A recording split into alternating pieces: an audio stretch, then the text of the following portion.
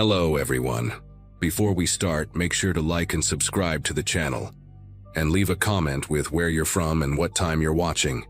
That way, YouTube will keep showing you stories just like this one. Now, let's begin. The pounding started around 9:30 that Saturday night in October 2018, right when I was getting ready to watch a movie alone in my apartment. I was 28 then, had just moved to Denver 6 months earlier for a marketing job, and was living in this old brick building from the 60s with paper-thin walls and creaky floors. My place was on the 3rd floor, Unit 3B, sandwiched between 2 other apartments that usually stayed pretty quiet, except for the occasional TV noise or footsteps. I remember I just made myself some popcorn and was settling into my couch when the banging erupted from 3C next door. Not knocking, but desperate, rhythmic pounding that made my entire wall vibrate. Between the impacts, I could hear a man's voice, muffled but urgent, saying my name over and over. Jessica, Jessica, please come quick. I knew the voice belonged to my neighbor Grant, this guy in his 40s who'd lived there for years and mostly kept to himself, except for the polite nods we'd exchange in the hallway. The pounding got more intense, and then I heard him clearly through the wall. Jessica, someone's hurt bad. Please, I need help. Open your door. My first instinct was to grab my phone and call 911, but something about the raw panic in his voice made me jump up and rush to my door.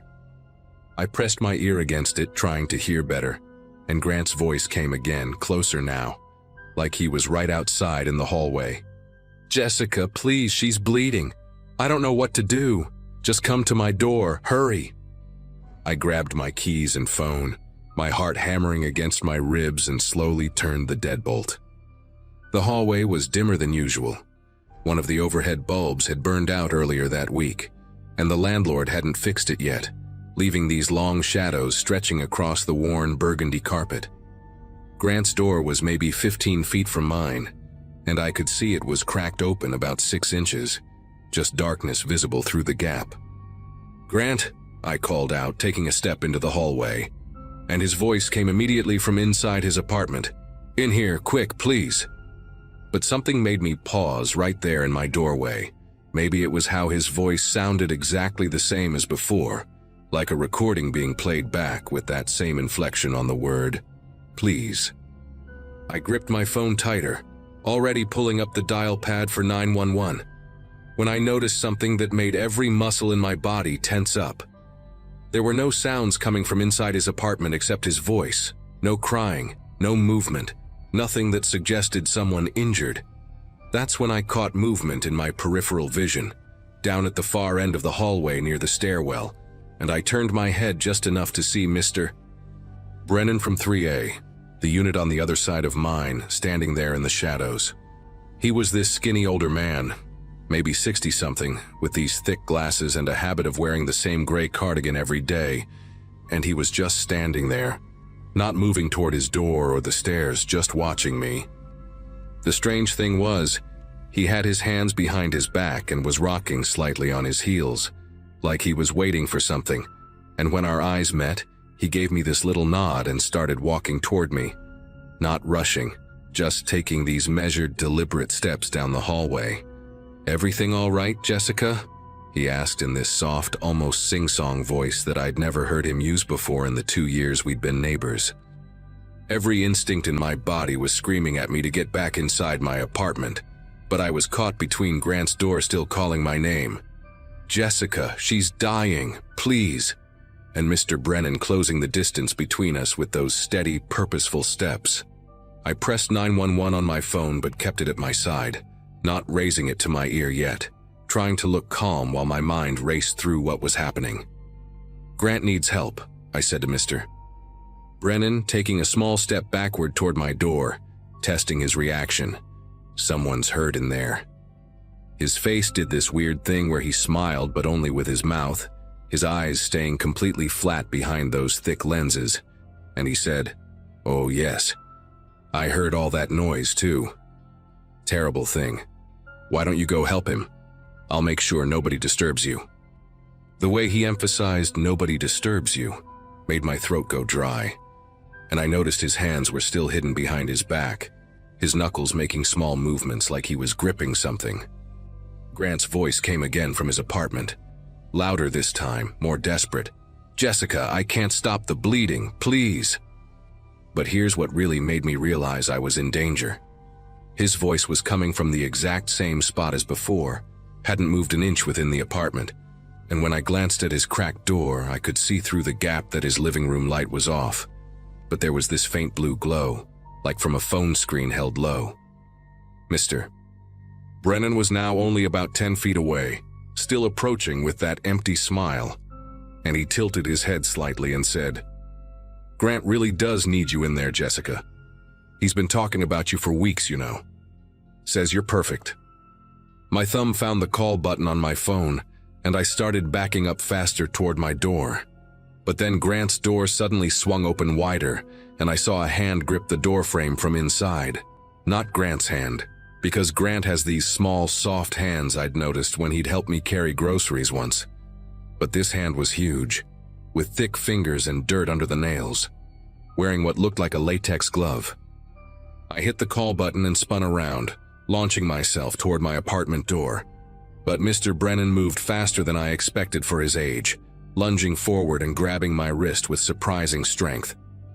Now, Jessica, that's very rude when your neighbor needs help," he hissed, his breath smelling like cigarettes and something medicinal, and I could feel his other hand coming around from behind his back. I yanked my arm hard and screamed, not a scared whimper, but a full-throated primal scream that echoed down the hallway, while the 911 operator's voice came tiny and distant from my phone. 911, what's your emergency?" Mr. Brennan's grip loosened for just a second, probably not expecting me to be so loud, and I jerked free, stumbling toward my door while screaming the address into the phone. Behind me, I heard heavy footsteps emerging from Grant's apartment, multiple sets of feet, and Grant's real voice, not the recorded one, saying something angry and frustrated that I couldn't make out.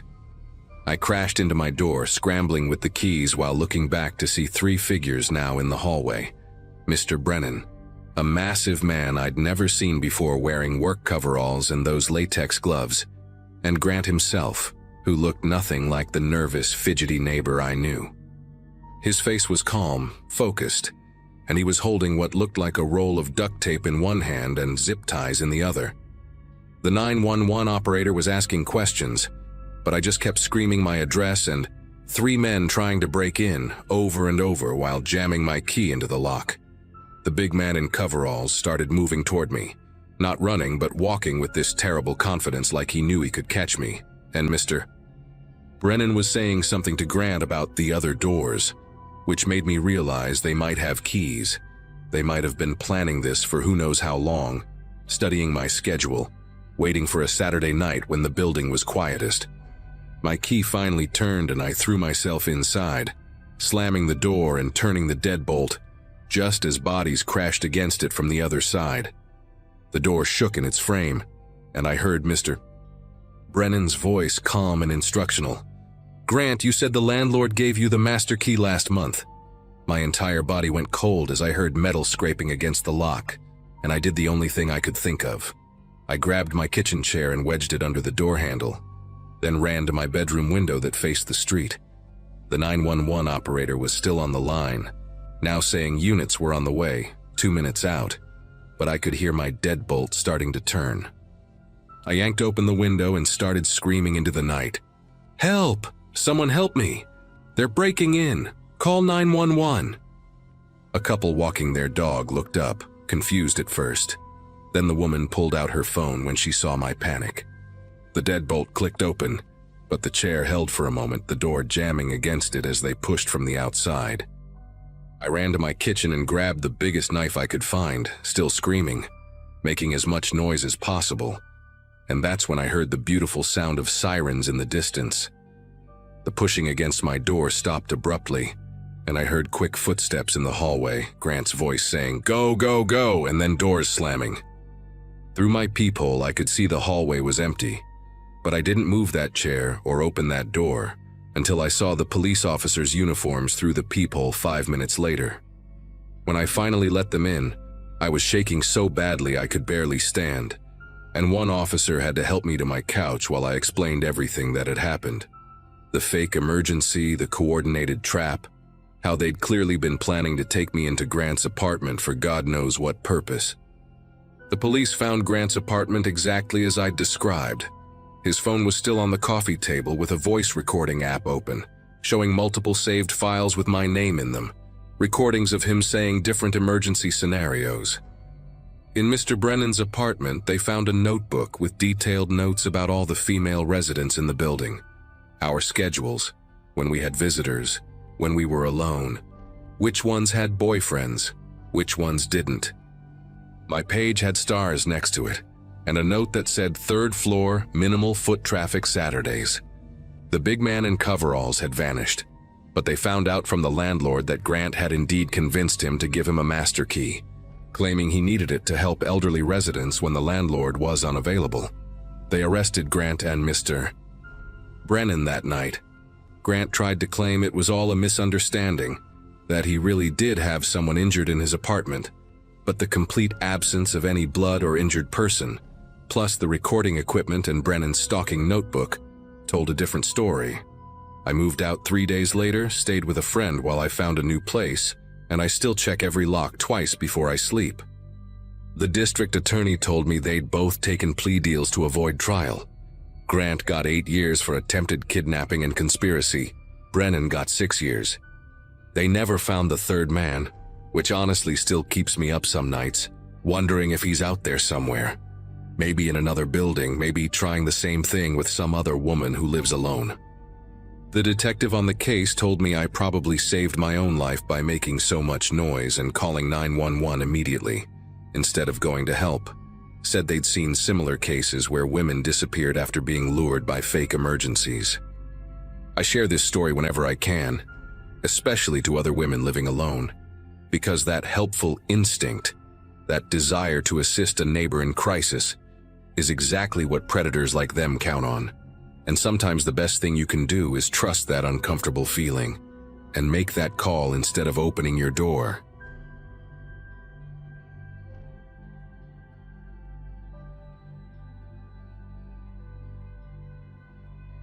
Last year around this time, everything in my life went from normal to absolutely terrifying in a matter of weeks, and it all started with me asking my neighbor to turn down his music.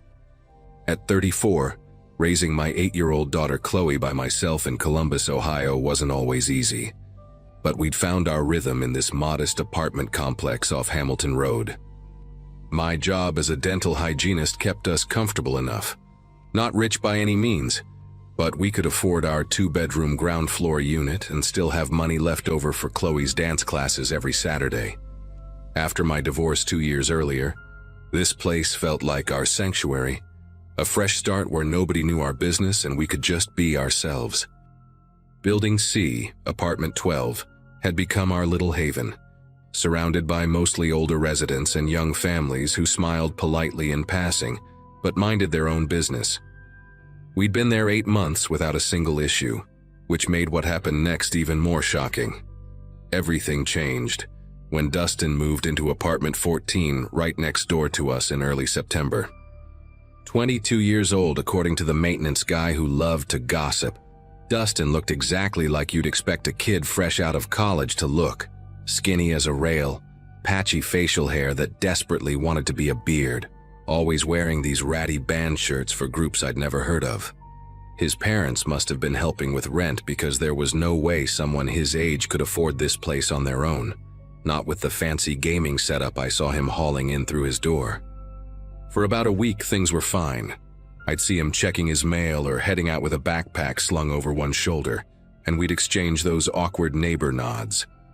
But then came the music, and holy hell, this wasn't just someone playing their stereo a bit too loud.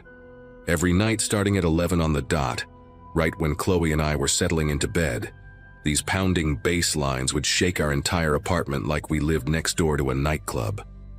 After 2 weeks of this torture, with Chloe falling asleep in class and me messing up at work from pure exhaustion, I finally worked up the courage to knock on his door. It was a Saturday afternoon, around 2 o'clock, and I could hear him moving around in there playing video games. Lots of shooting sounds and him yelling at someone through a headset. I knocked 3 times before he answered, and when he finally opened the door, he only cracked it about 6 inches, peering at me through the gap like I was trying to sell him something. His apartment reeked of weed and energy drinks, and I could see empty pizza boxes stacked on every surface behind him.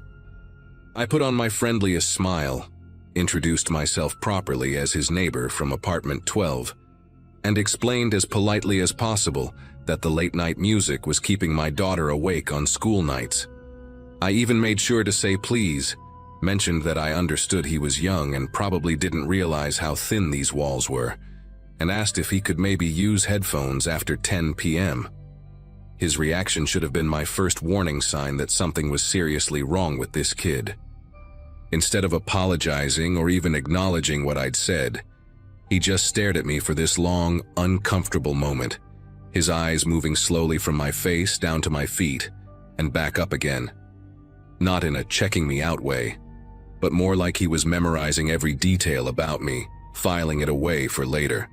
When he finally spoke, his voice was this weird monotone, completely flat. Nobody else has complained. That was it.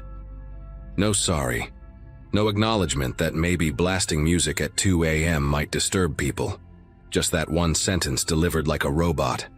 I tried again, keeping my voice light and friendly, explaining that my daughter was only 8 and really needed her sleep for school.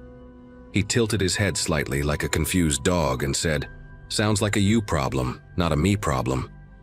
Then he shut the door in my face. Not slammed it. Just calmly, slowly closed it while maintaining eye contact through the shrinking gap until it clicked shut. That night the music was louder than ever, and I swear he'd moved his speakers right up against our shared wall. But it wasn't just regular music anymore. He was playing the same song on repeat for hours, this heavy metal track with someone screaming about violence and revenge. Chloe was in tears, covering her ears with her pillow, and I finally had enough. I called the apartment complex's after-hours line and filed a noise complaint, giving them all the details about my attempt to resolve it directly with him first. The security guy who answered said he'd send someone over to talk to Dustin. And sure enough, about 30 minutes later the music stopped completely. I thought that would be the end of it, that maybe getting talked to by management would make him realize he couldn't act like he owned the place. Chloe finally fell asleep around midnight, and I remember lying in my bed feeling relieved that I'd stood up for us, that things would go back to normal now. Monday morning, I opened my door to take Chloe to school and found our welcome mat covered in what looked like dog crap, smeared deep into the fibers with a stick or something. The smell hit us immediately, and Chloe started gagging while I tried to shield her from seeing it properly. But here's the thing. Nobody in our building had dogs. It was against the lease agreement, which meant someone had deliberately brought this here and rubbed it into our mat. I had to throw the whole thing in the dumpster and scrub our doorstep with bleach while Chloe waited in the car, making us 20 minutes late. When I got home from work that evening, I found a note tucked into our door frame, printed in block letters. "Karma's a bitch." No signature, of course, but I knew exactly who it was from. I kept the note, took pictures of everything, and emailed the apartment management company. But their response was basically that without proof it was him, they couldn't do anything except keep an eye on the situation. Within a week, things escalated in ways I never could have imagined. First, I started hearing rumors from other neighbors. Apparently, Dustin had been telling people I was a prostitute who brought men home while my daughter was sleeping. Mrs. Garrett from apartment 16, this sweet elderly lady who used to babysit Chloe sometimes, actually pulled me aside near the mailboxes to ask if I was in some kind of trouble and needed help. When I asked what she meant, she got all flustered and said Dustin had warned her to be careful around me because I was involved in dangerous activities and had questionable men coming and going at all hours. I was mortified. This 70-year-old woman who'd baked cookies for Chloe was now looking at me like I might be running some kind of escort service out of my living room. I tried explaining what was really happening, but I could tell she wasn't entirely convinced. The seed of doubt had been planted, and Dustin knew exactly what he was doing by targeting the building gossip. Then came the packages. Every few days, I'd get these deliveries I never ordered. Adult toys from websites I'd never even heard of, all addressed to me with my full name but paid for with prepaid cards so they couldn't be traced. The delivery guys would smirk or avoid eye contact when I answered the door, and I knew they could see what company names were on the boxes. One afternoon, Chloe answered the door before I could stop her and asked me why someone sent us a package from Lover's Paradise. Try explaining that to an 8-year-old. I started refusing deliveries, but then they'd just get left on our doorstep for everyone to see. The worst part was when these catalogs started arriving in my mailbox. Hardcore adult material mixed in with my regular mail, stuff so explicit that I had to grab the mail before Chloe could see it. All of it was addressed to me personally, like I'd signed up for subscriptions. I was basically being slut-shamed by a kid who probably hadn't even had a real girlfriend yet. Everything came to a head on a Friday evening in early November. Chloe was at her dad's for the weekend, which was the only reason I hadn't completely lost it yet. At least she was getting breaks from this nightmare every other week. I'd just gotten home from work, exhausted and dreading what new hell might be waiting for me, when I noticed my living room curtains looked weird from outside. Getting closer, I realized they were slightly parted, which was strange because I always kept them perfectly closed now, paranoid about giving Dustin any view into our apartment. As I walked up to fix them, something moved in the gap, a quick flash of light being pulled back.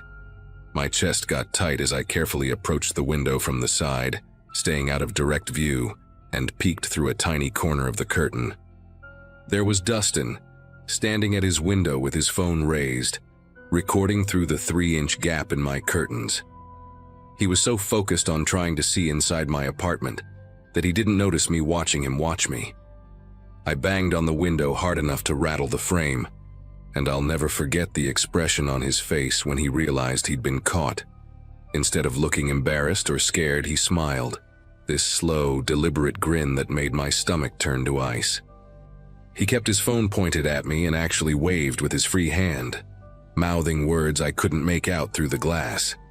I yanked my curtains completely closed and immediately called 911, but by the time the cops showed up 15 minutes later, Dustin was back inside his apartment, claiming he'd been gaming all evening and had no idea what I was talking about. The officers took my statement but said that without the actual footage or him still being at the window, it was just my word against his. One of them, this younger cop who seemed genuinely concerned, suggested I look into getting security cameras and maybe staying somewhere else for a while if I felt unsafe. But where was I supposed to go? This was our home, and I couldn't afford to just pick up and move. That night changed everything for me. I decided I was done being a victim and started planning my counterattack. First thing Saturday morning, I drove to Best Buy and maxed out my credit card on security equipment. 4 cameras that could record in night vision, motion sensor lights for our doorway, and this doorbell camera that sent alerts straight to my phone. I spent the entire day installing everything myself, YouTube tutorials playing on repeat while I drilled holes and ran cables. I also did something else. I started documenting everything obsessively. Every weird noise, every time I saw him watching me, every piece of trash that mysteriously appeared on our doorstep went into a notebook with dates, times, and photos. I created a Gmail account just for evidence, forwarding myself everything so there'd be timestamps. Within 3 days, I had him on camera twice, once leaving another disgusting gift on our doormat at 3 a.m., and once standing outside our window for 20 minutes just staring at our apartment. The footage was crystal clear, his face perfectly visible in the infrared light. Armed with all this evidence, I marched into the property management office and demanded to speak with the regional manager, not the useless site supervisor who'd been ignoring me. I laid out everything, the videos, the photos, the notebook, printed emails showing my previous complaints, even testimonies from 2 neighbors who'd witnessed him lurking around our door. I told them either they evicted him or I'd be calling a lawyer about their failure to provide a safe living environment for my child, and I'd make sure every potential tenant knew about it on every review site that existed. Apparently, that did the trick because within a week, Dustin received an eviction notice for lease violations, including harassment of other tenants and creating a disturbance. He had 30 days to get out, and during that time, there was a cop car parked in our complex lot. Almost every night after I'd explained the situation to them, Dustin moved out on day 29, loading his stuff into a U-Haul while shooting me dirty looks from across the parking lot. The new neighbor who moved in is a quiet nursing student who bakes brownies for everyone on the floor. I still have those cameras up though, and I check them every single night before bed. Some habits are hard to break when someone made you feel that unsafe in your own home.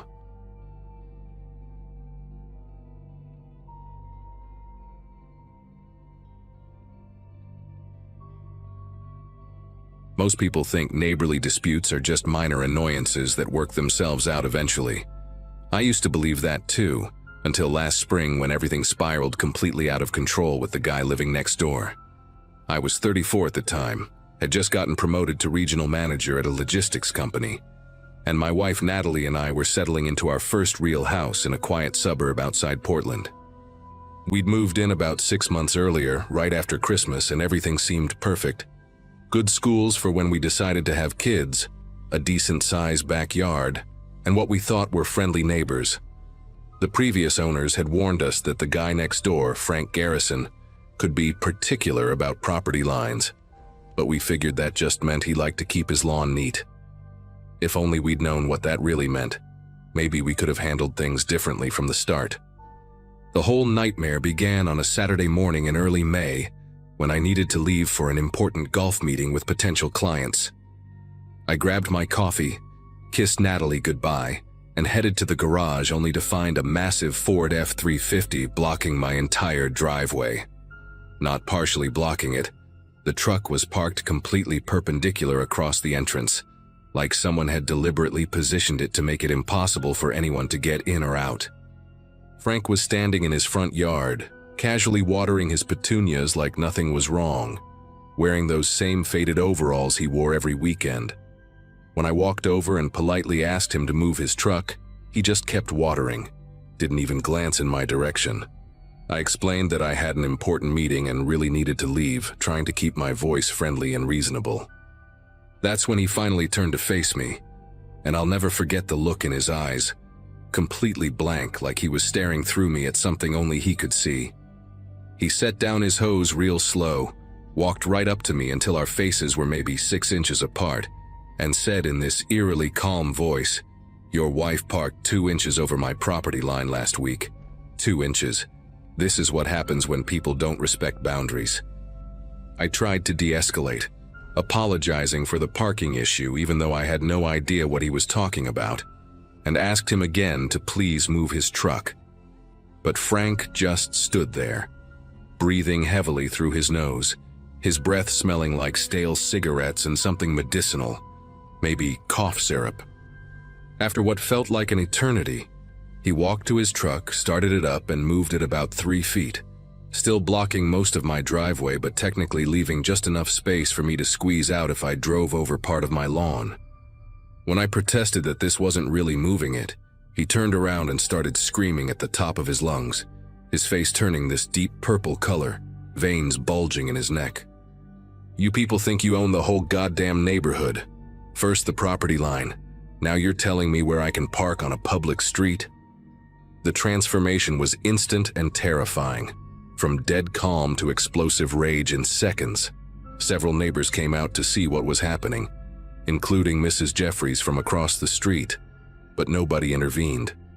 They all just watched from their porches, and I noticed how they avoided making eye contact with Frank, like they knew something I didn't. That afternoon, after I got home from my meeting, which went terribly because I arrived 40 minutes late and flustered, things got worse. Every time Frank saw me through a window or in the yard, he'd start shouting obscenities, calling me names I won't repeat here, accusing me of trying to steal his land, of conspiring with the city to change property lines, completely unhinged stuff that made no sense.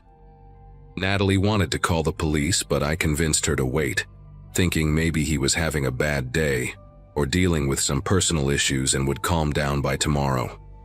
Around dinner time, we heard this rhythmic banging on our fence.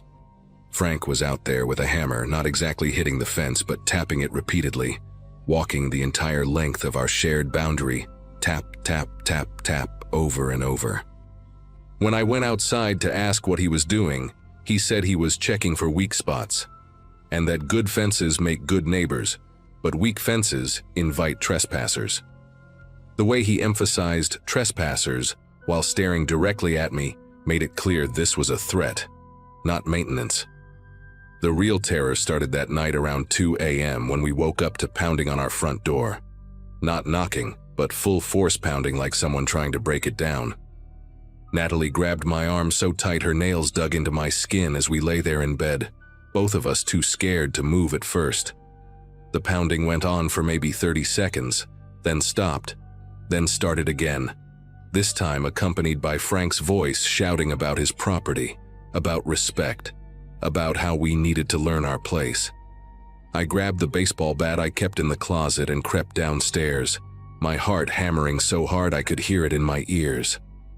Through the peephole, I could see Frank standing there in just his boxers and a tank top, his fist raised to pound again, his face contorted with rage even though his eyes looked almost vacant, like he wasn't completely there. When I shouted through the door that I was calling 911, he stopped mid-swing, lowered his fist slowly, and walked backward off our porch, never turning around, just walking backward all the way to his house while maintaining eye contact with our door. The whole thing was so bizarre and unsettling that even after he went inside, Natalie and I sat in our living room with all the lights on until sunrise, too anxious to go back to sleep. The next morning, a Sunday, we found dozens of nails scattered across our driveway, not randomly dropped, but carefully placed pointing upward, positioned right where our tires would hit them when backing out. I spent an hour picking them all up while Frank sat on his porch in a lawn chair, drinking beer at 8 a.m., and watching me with this satisfied expression. When Natalie came out to help me, he started making these crude comments about her appearance, loud enough for us to hear but not quite yelling, describing what she was wearing and making suggestions about what she should wear instead. That was my breaking point. I marched over to confront him, but before I could say anything, he stood up and pulled out his phone, claiming he was recording me for evidence of harassment. He kept backing away while filming, narrating to his phone that I was aggressively approaching him on his property, even though I hadn't even left my driveway yet. Then he started calling out to invisible witnesses, yelling, "Someone help! This man is threatening me!" Even though the street was empty and I hadn't said a single word. We finally called the police that afternoon, and 2 officers showed up about an hour later. But here's where things got even more frustrating. Frank transformed completely when they arrived. He put on this whole performance, speaking softly and respectfully, showing them documentation about property lines he'd apparently been collecting for months, even producing a surveyor's report from 2016 that showed our fence was allegedly 3 inches over his property line. He had photos on his phone that he claimed showed our repeated violations, though when I looked at them later during the report, they were just pictures of our car parked normally in our own driveway, Natalie gardening in our own yard, and me mowing our own lawn. The officers seemed tired and uninterested, telling us it was a civil matter, that neighbors needed to work these things out between themselves. Frank stood behind them the whole time with this smug smile, nodding along like a concerned citizen just trying to protect his property rights. After they left, he walked to our shared fence and whispered through the slats, "They never help. They never do anything. It's just you and me now." That evening, things took an even darker turn when Natalie's sister Amy came over for dinner with her 2 kids. Frank must have been watching because the moment their car pulled up, he came outside and started his routine. First the shouting about property lines, then escalating to personal attacks. But when he saw the kids, 8-year-old twins, getting out of the car, something shifted in his demeanor. He walked right up to our property line and started talking directly to them, ignoring Amy's attempts to shield them, telling them their aunt and uncle were bad people who steal from their neighbors, asking them if they knew what happened to thieves, if they'd ever seen someone get punished for stealing. The kids were terrified, clinging to their mother as she rushed them inside. Frank followed along his side of the property line, continuing his monologue about punishment and justice, his voice getting louder and more agitated. When Amy's husband, Brian, arrived later and confronted Frank about scaring the children, Frank just laughed and said kids needed to learn about consequences early, that it was actually good parenting to expose them to real-world situations. Monday morning brought a new horror when I discovered Frank had called my workplace. My boss pulled me aside first thing and asked if everything was okay at home, saying a concerned neighbor had called claiming I was having violent episodes, that he'd heard screaming and breaking glass from our house at all hours. Frank had given them his full name and contact information, presenting himself as a worried citizen, even suggesting they might want to check if I was fit for a management position given my apparent instability at home.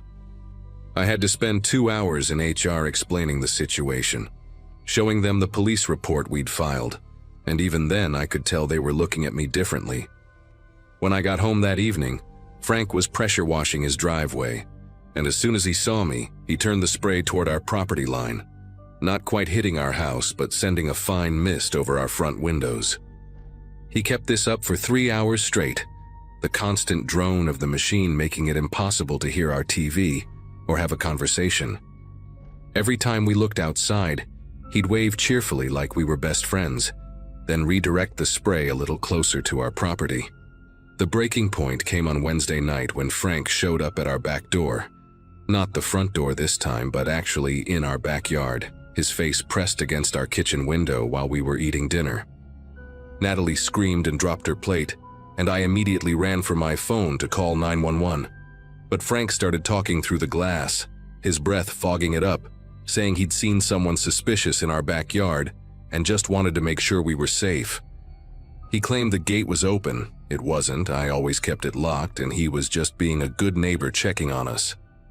By the time the police arrived 20 minutes later, Frank was back on his property, calmly explaining to the officers that he'd seen what looked like a prowler and was just trying to help. He even showed them a flashlight and said he'd called out several times before entering our yard, which was a complete lie. The officers gave him a warning about trespassing but seemed to buy his Good Samaritan act, especially when he mentioned his concern about rising crime in the neighborhood and produced a printed article about a break-in that happened 6 miles away 3 months ago.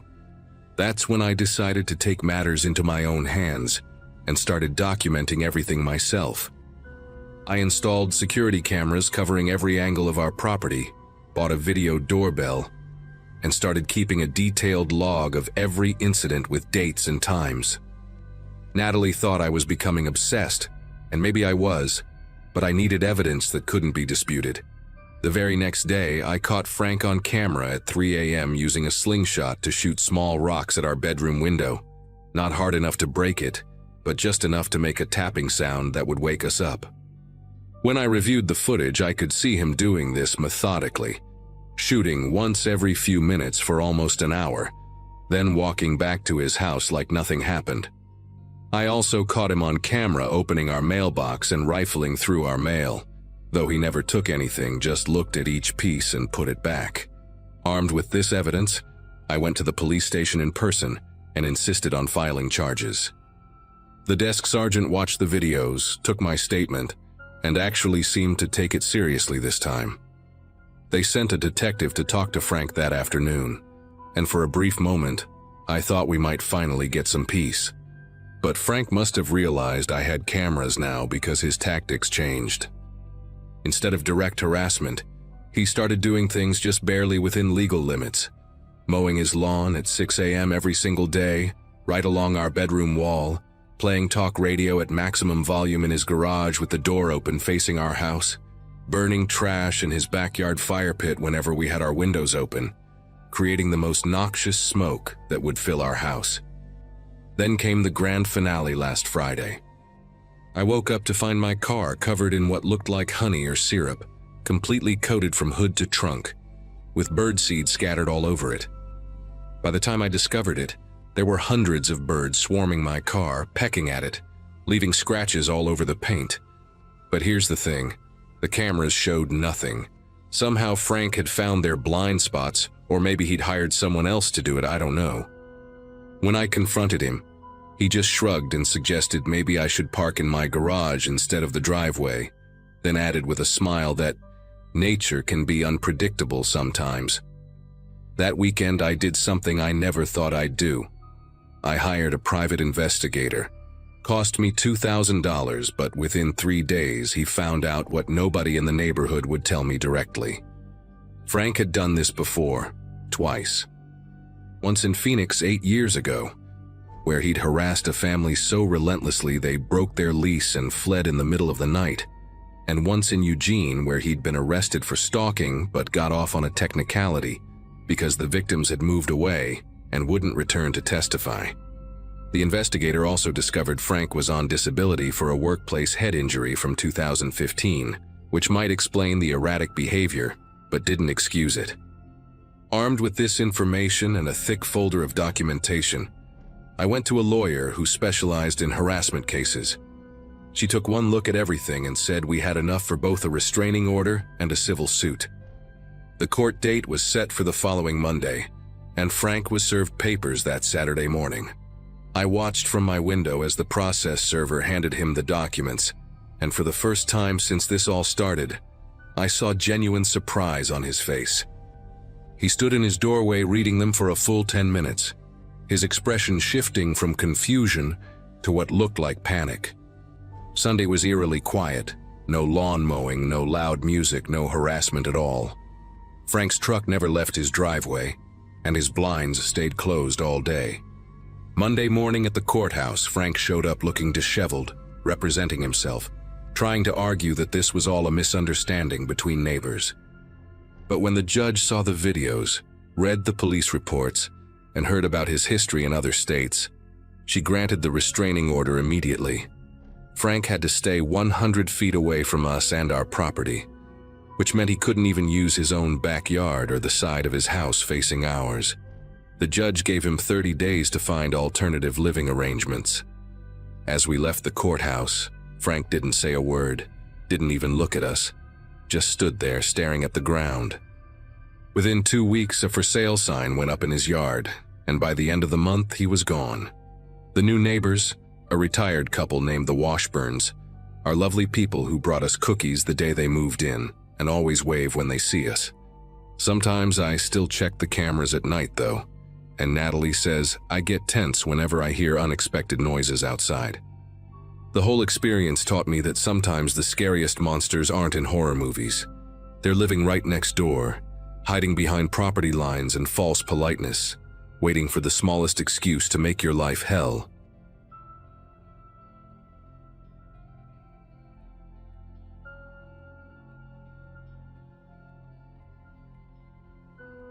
I was hunched over my laptop trying to finish a logo design when the ceiling started shaking so hard that my coffee mug walked itself right off the desk. 7 a.m. on a Saturday in Milwaukee, and my upstairs neighbor Calvin had decided to blast dubstep at concert volume. I'm 28, been doing freelance graphic design for my one-bedroom apartment for about 2 years now, and up until that day, my biggest problems were usually just meeting client deadlines or remembering to eat something besides cereal for dinner. 6 months earlier, I'd signed the lease on this place in a converted 1940s warehouse, all exposed brick and creaky hardwood floors, radiators that sounded like medieval torture devices when the heat kicked on. The landlord had promised a quiet, professional community, and for the most part, he'd been right. People here minded their own business, which worked perfectly for someone who spent most days in pajama pants, cycling between my desk and the coffee maker. Calvin had moved in about 2 months after me, taking the unit directly above mine. Mid-30s guy with this patchy beard that looked like he'd lost interest halfway through growing it, always wearing these faded band shirts with mysterious stains and holes in weird places. We'd only had 2 interactions before that Saturday. Once when a package of his got delivered to my door, some kind of audio equipment from the return label, and another time in the basement laundry room where he just stood there watching me load my washer. not responding when I tried to make conversation about the perpetually broken dryer. The music had been going since I woke up, but by 10 a.m. it had gotten so loud that my ceiling fan was visibly wobbling, and I could feel each bass drop in my ribcage like a second heartbeat. My client's logo was due Monday morning, and I couldn't string two thoughts together with what sounded like an underground rave happening 8 feet above my head. I'd been putting off going upstairs for hours, hoping he'd eventually turn it down on his own or leave for work or something.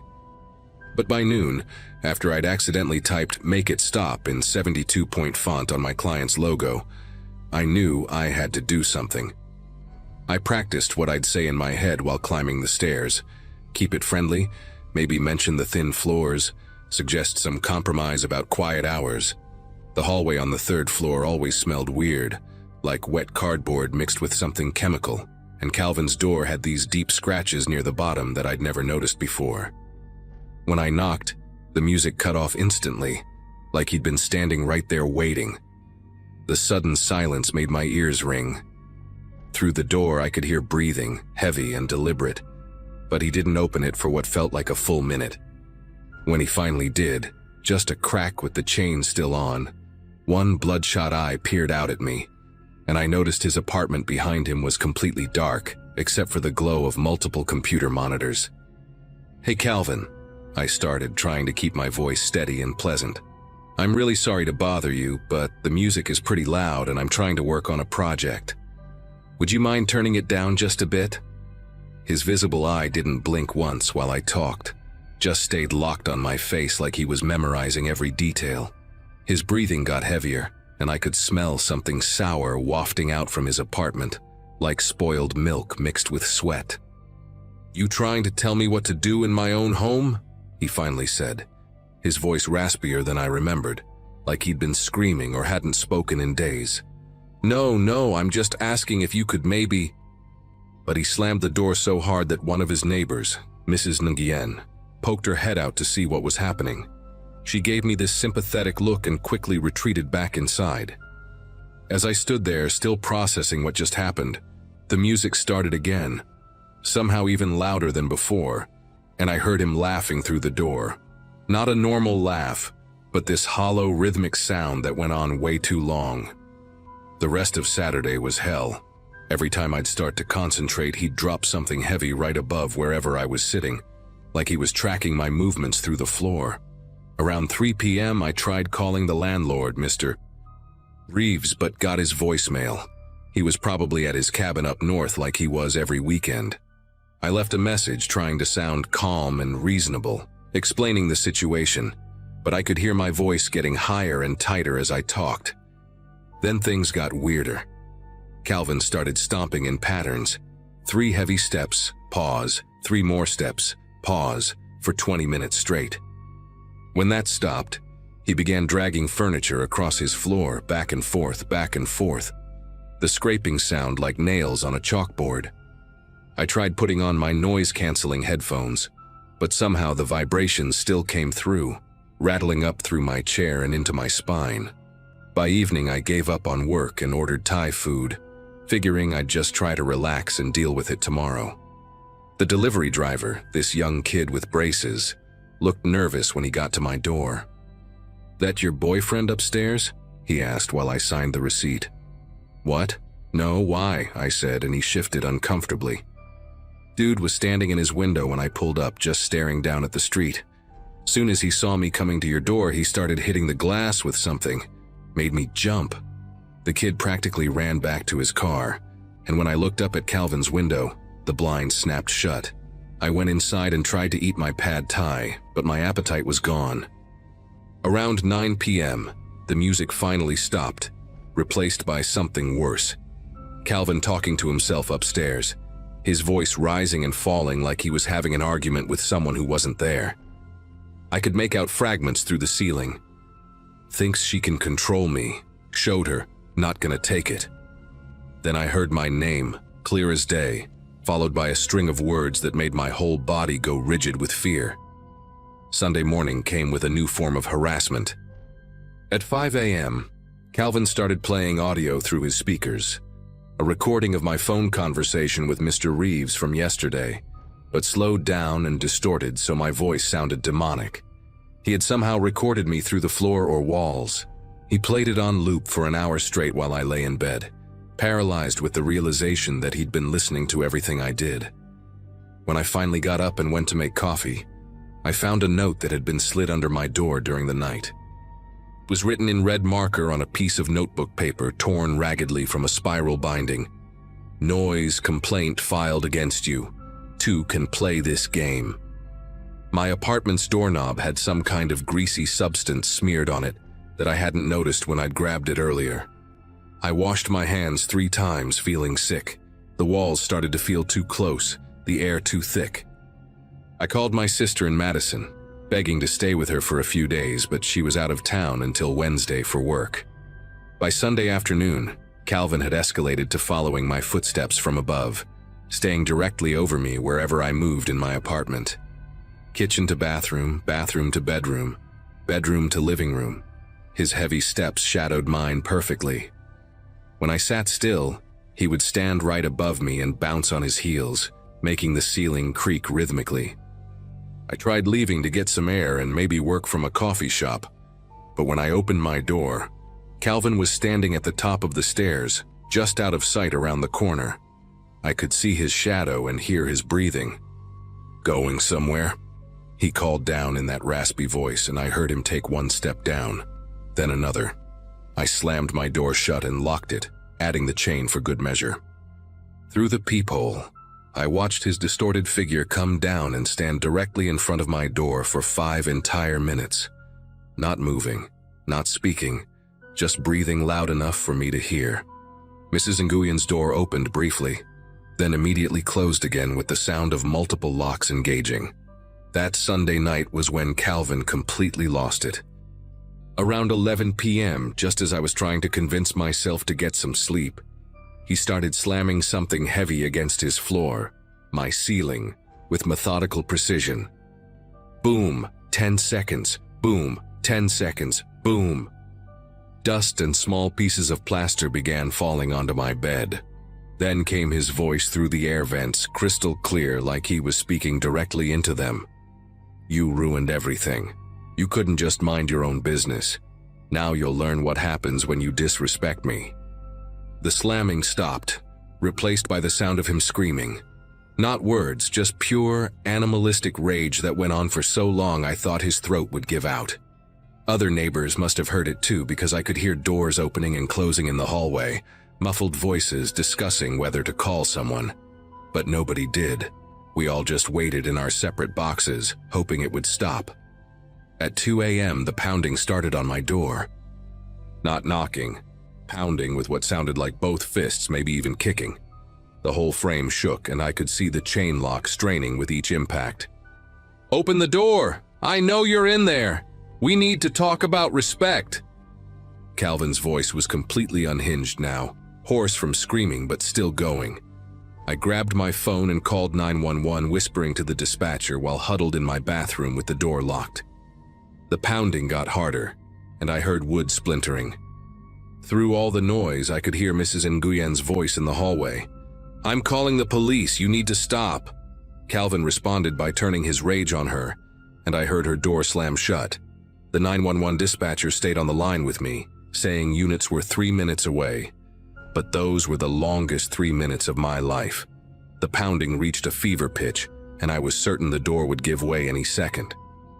I grabbed a knife from the kitchen and stood behind my couch, shaking so badly I could barely hold it. The sirens arrived just as I heard the first crack of wood giving way near my door's deadbolt. Calvin must have heard them too, because the pounding suddenly stopped, followed by the sound of his heavy footsteps running up the stairs. The police, 2 officers, knocked and identified themselves, and I nearly collapsed with relief when I opened what was left of my door. The frame was destroyed, with deep dents and gouges in the wood, splinters all over my hallway floor. They took my statement while 2 other officers went upstairs to Calvin's unit. I could hear them knocking, announcing themselves, then nothing. One officer came back down and told me Calvin wasn't answering. They couldn't force entry without a warrant unless they believed someone was in immediate danger. They said they'd file a report and suggested I stay somewhere else for the night. As they were leaving, one younger officer pulled me aside and quietly said, "That door won't keep anyone out now. Don't stay here tonight." I packed a bag with shaking fingers and called an Uber to take me to a motel near the airport, the kind where they don't ask questions and you can pay in cash.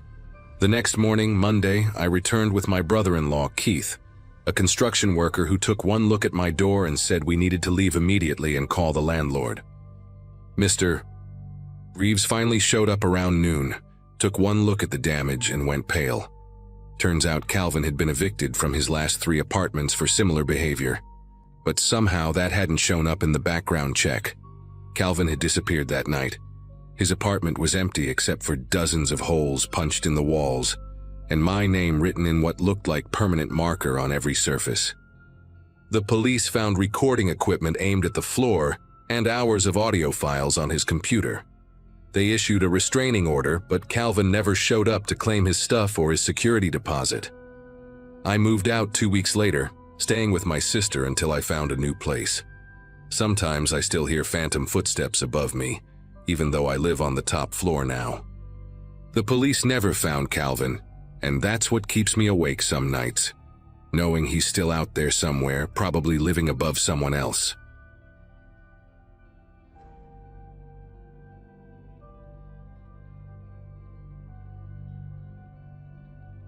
The house next door used to be quiet until the Andersons moved in last August.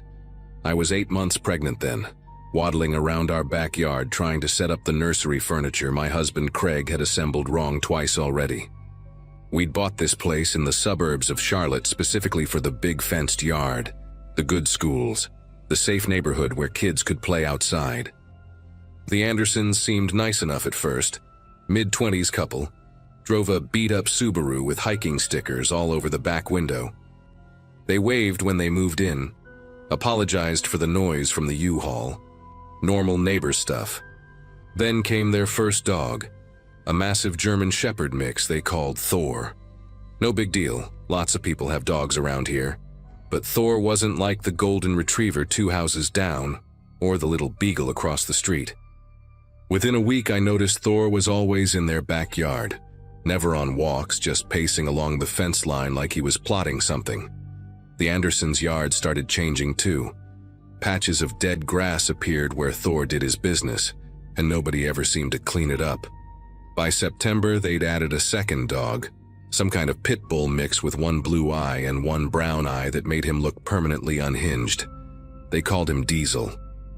Now I had 2 huge dogs barking at all hours, charging the fence whenever I tried to water my tomatoes. Craig said I was being paranoid, that pregnancy was making me anxious about everything. But I knew something was wrong with how those dogs acted. The way they'd go silent and still whenever I walked past, tracking me with their eyes like I was prey. Baby Ella arrived in early September, and that's when things got worse. The day we brought her home from the hospital, 3 more dogs had appeared in the Andersons' yard. A boxer with a scarred face, a husky that never stopped howling, and something that looked like a Rottweiler mixed with a small bear. 5 dogs total now, none of them fixed, none of them trained. The smell from their yard started drifting into our windows even when they were closed. I watched from our kitchen as the dogs established a pack hierarchy, fighting over food, mounting each other, tearing apart anything the Andersons left outside. They'd destroyed a patio set within 2 days, leaving twisted metal and shredded cushions scattered across the dirt. The fence between our yards was only 4 feet high. I'd seen Thor clear it once already when he was chasing a squirrel into our garden. The first real incident happened on a Monday morning in late September. I was in the nursery changing Ella when I heard this wet, heavy breathing right outside the window. Diesel had jumped the fence and was standing in our side yard, his mismatched eyes fixed on the window, tongue hanging out and dripping saliva onto our newly planted hydrangeas. He just stood there for maybe 5 minutes, not moving except for his chest heaving with each breath. I grabbed my phone to call Craig, but by the time I looked back, Diesel was gone. When I checked the yard later, There were deep scratches in the dirt beneath Ella's window, like he'd been trying to dig down to the foundation. I found tufts of his gray fur caught on our rose bushes, and a pile of fresh feces right on our doormat, too deliberate to be random, like he was marking our house as his territory. I tried talking to the Andersons that afternoon. The wife, Bridget, answered the door wearing pajama pants with cartoon cats on them, and a tank top covered in what looked like dried dog slobber. The smell that came from inside their house hit me like a physical wall. Ammonia, rot, and something else I couldn't identify but made me want to gag. She listened to me explain about Diesel jumping the fence, nodding along with this vacant smile, her fingers twisted in her unwashed hair. "Oh yeah, he does that sometimes," she said like I was telling her about the weather. "He's just curious about the baby crying. Dogs have really good hearing, you know. He probably thinks she's a puppy or something." The casual way she said it made my chest tighten. Behind her, I could see into their living room. The hardwood floors were scratched to hell, there were holes chewed in the drywall, and one of the dogs had torn apart their couch cushions, leaving foam scattered everywhere like snow. That night, I couldn't sleep. Every time Ella made a sound, I'd jolt awake thinking about what Bridget said. The dogs thinking my baby sounded like a puppy. Around 3 a.m., I heard them all start barking at once. Not their usual random noise, but synchronized, purposeful, like they were communicating. I crept to our bedroom window and peered through the blinds. All 5 dogs were lined up along our shared fence, sitting perfectly still in a row, their eyes reflecting the moonlight as they stared directly at our house. The husky, the one with ice blue eyes, had something in his mouth. Took me a second to realize it was one of Ella's toys, a stuffed rabbit we'd lost in the yard the day before. He wasn't chewing it, just holding it gently, like he was saving it. They stayed there for an hour, never barking again, never moving, just watching. I took photos on my phone, but Craig said I was overreacting when I showed him in the morning. The breaking point came on a Saturday. Craig had gone to Home Depot to buy materials for a higher fence, finally believing me after he'd seen Thor clear our fence twice in one day. I was alone with Ella, feeding her in the living room when I heard the back door creak. I always locked it, always, but there it was, slowly swinging open. The boxer appeared first, his scarred face low to the ground, muscles tensed like he was stalking something. Then came Diesel, then the Rottweiler mix. They moved through my kitchen like they owned it, sniffing everything, leaving muddy paw prints on my white tiles. The smell they brought with them was overwhelming. Wet dog mixed with feces and something rancid, like meat left in the sun. They knew exactly where they were going, heading straight for the living room where I sat frozen with Ella against my chest. The boxer's jaw was massive, his teeth yellowed and sharp when he pulled his lips back in what wasn't quite a growl, but wasn't friendly either.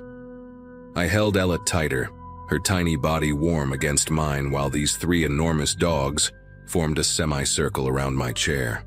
The Rottweiler mix kept making this low rumbling sound in his chest. Not quite a growl, but something primitive that made every instinct scream at me to run. But I couldn't move, couldn't risk triggering their prey drive. Diesel came closest, his blue and brown eyes never leaving Ella's face. He leaned in, his nose almost touching her blanket, nostrils flaring as he took in her scent. His breath was hot and smelled like rotting garbage. Then he did something that still makes me sick to remember. He licked his lips slowly, deliberately, the same way my old dog used to when I was preparing his dinner. The boxer started pacing, his claws clicking on the hardwood, circling us like he was looking for the best angle of approach. For 10 minutes, maybe 15, they just studied us, learning our scents, memorizing our fear. The only sound was their breathing and Ella starting to fuss, probably sensing my terror. Then Ella started crying, that high-pitched newborn wail that sounds almost like an animal in distress. The dog's entire demeanor shifted instantly.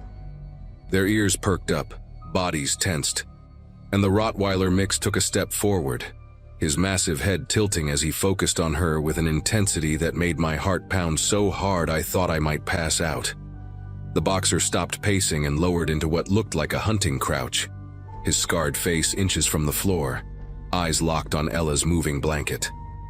Diesel began making these short, sharp huffing sounds, like he was getting excited, working himself up for something. I tried to shush Ella, but my voice came out as barely a whisper. The more she cried, the more agitated they became, and I realized with absolute clarity that they were deciding whether she was food. Not playing, not curious. They were evaluating my 2-month-old daughter as prey. The Rottweiler's mouth opened slightly, strings of drool connecting his upper and lower jaw, and I could see every one of his teeth. That's when the Husky and Thor appeared in the doorway, completing the pack. 5 massive dogs now, blocking every exit, their eyes all trained on my crying baby. The Husky still had her stuffed rabbit in his mouth, but now it was mangled, wet with saliva and torn open, white stuffing spilling out like entrails. Thor, the German Shepherd mix, was the biggest of them all, probably 120 pounds, and he moved with the confidence of an alpha. He walked straight up to us, no hesitation, and put his enormous head right next to Ella. I could feel his breath on my arm, see the pulse in his neck, watch his nose twitch as he processed her scent. Then he made a sound I'll never forget, this deep, guttural rumble that seemed to come from somewhere ancient, something that triggered every evolutionary alarm in my brain. The other dogs responded immediately, forming a tighter circle, and I knew with absolute certainty that if I moved wrong, if I showed fear, if I did anything to trigger them, they would attack. My phone was on the side table, just out of reach, and Craig wouldn't be home for at least another hour. I did the only thing I could think of. I started humming. Not a lullaby, but this deep, monotonous sound from my chest, almost matching Thor's rumble. It was something I remembered from a documentary about wolves, how the mother would vocalize to establish dominance over the pack around her pups. Ridiculous, desperate. But Thor's ears twitched, and he pulled back slightly. I kept humming, louder now, adding a slight growl to it, trying to sound bigger than I was. The boxer sat down first, then Diesel, like they were confused by this new sound. I slowly stood up, still making that noise, holding Ella high against my shoulder so I seemed taller. The Rottweiler mix backed up a step. Thor watched me with those intelligent eyes, and I swear he was calculating whether I was worth challenging. For 30 seconds that felt like hours. We stayed locked in this standoff. Then I took one step toward them, still humming that weird growl song, and the Husky dropped the rabbit. Another step, and the boxer whined. On my 3rd step, Thor turned and walked out, and like magic, they all followed him, filing out through my kitchen and back door like they'd never been hunting my baby at all. The second they left, I slammed the door shut, locked it, and shoved a chair under the handle. Then I grabbed my phone and called 911, then Craig, then Animal Control, in that order. The police found the Andersons passed out drunk in their living room, surrounded by dog feces, empty bottles, and what turned out to be illegal drugs. The dogs had been living on cheap kibble mixed with raw ground beef that had spoiled days ago, which explained their increasing aggression. All 5 dogs were removed that day. The Andersons were arrested for animal neglect, child endangerment, and possession. Turns out they'd been collecting dogs from online free-to-good home ads, planning to breed them in some backyard puppy mill scheme, but got overwhelmed and just let them go feral. We moved 2 weeks later, didn't even wait for the house to sell. Craig finally understood why when Animal Control showed us photos they'd found on Bridget's phone. Dozens of pictures of our house, our yard, and most disturbing of all, zoomed-in photos of Ella through our windows, dated from before the dogs ever jumped our fence. They'd been planning something, though nobody could prove what. These days, living in our new place in Raleigh with a 6-foot privacy fence and security cameras, I still check every door twice before bed, and I can't hear a dog bark without remembering those 10 minutes when 5 untrained dogs evaluated my baby like she was their next meal.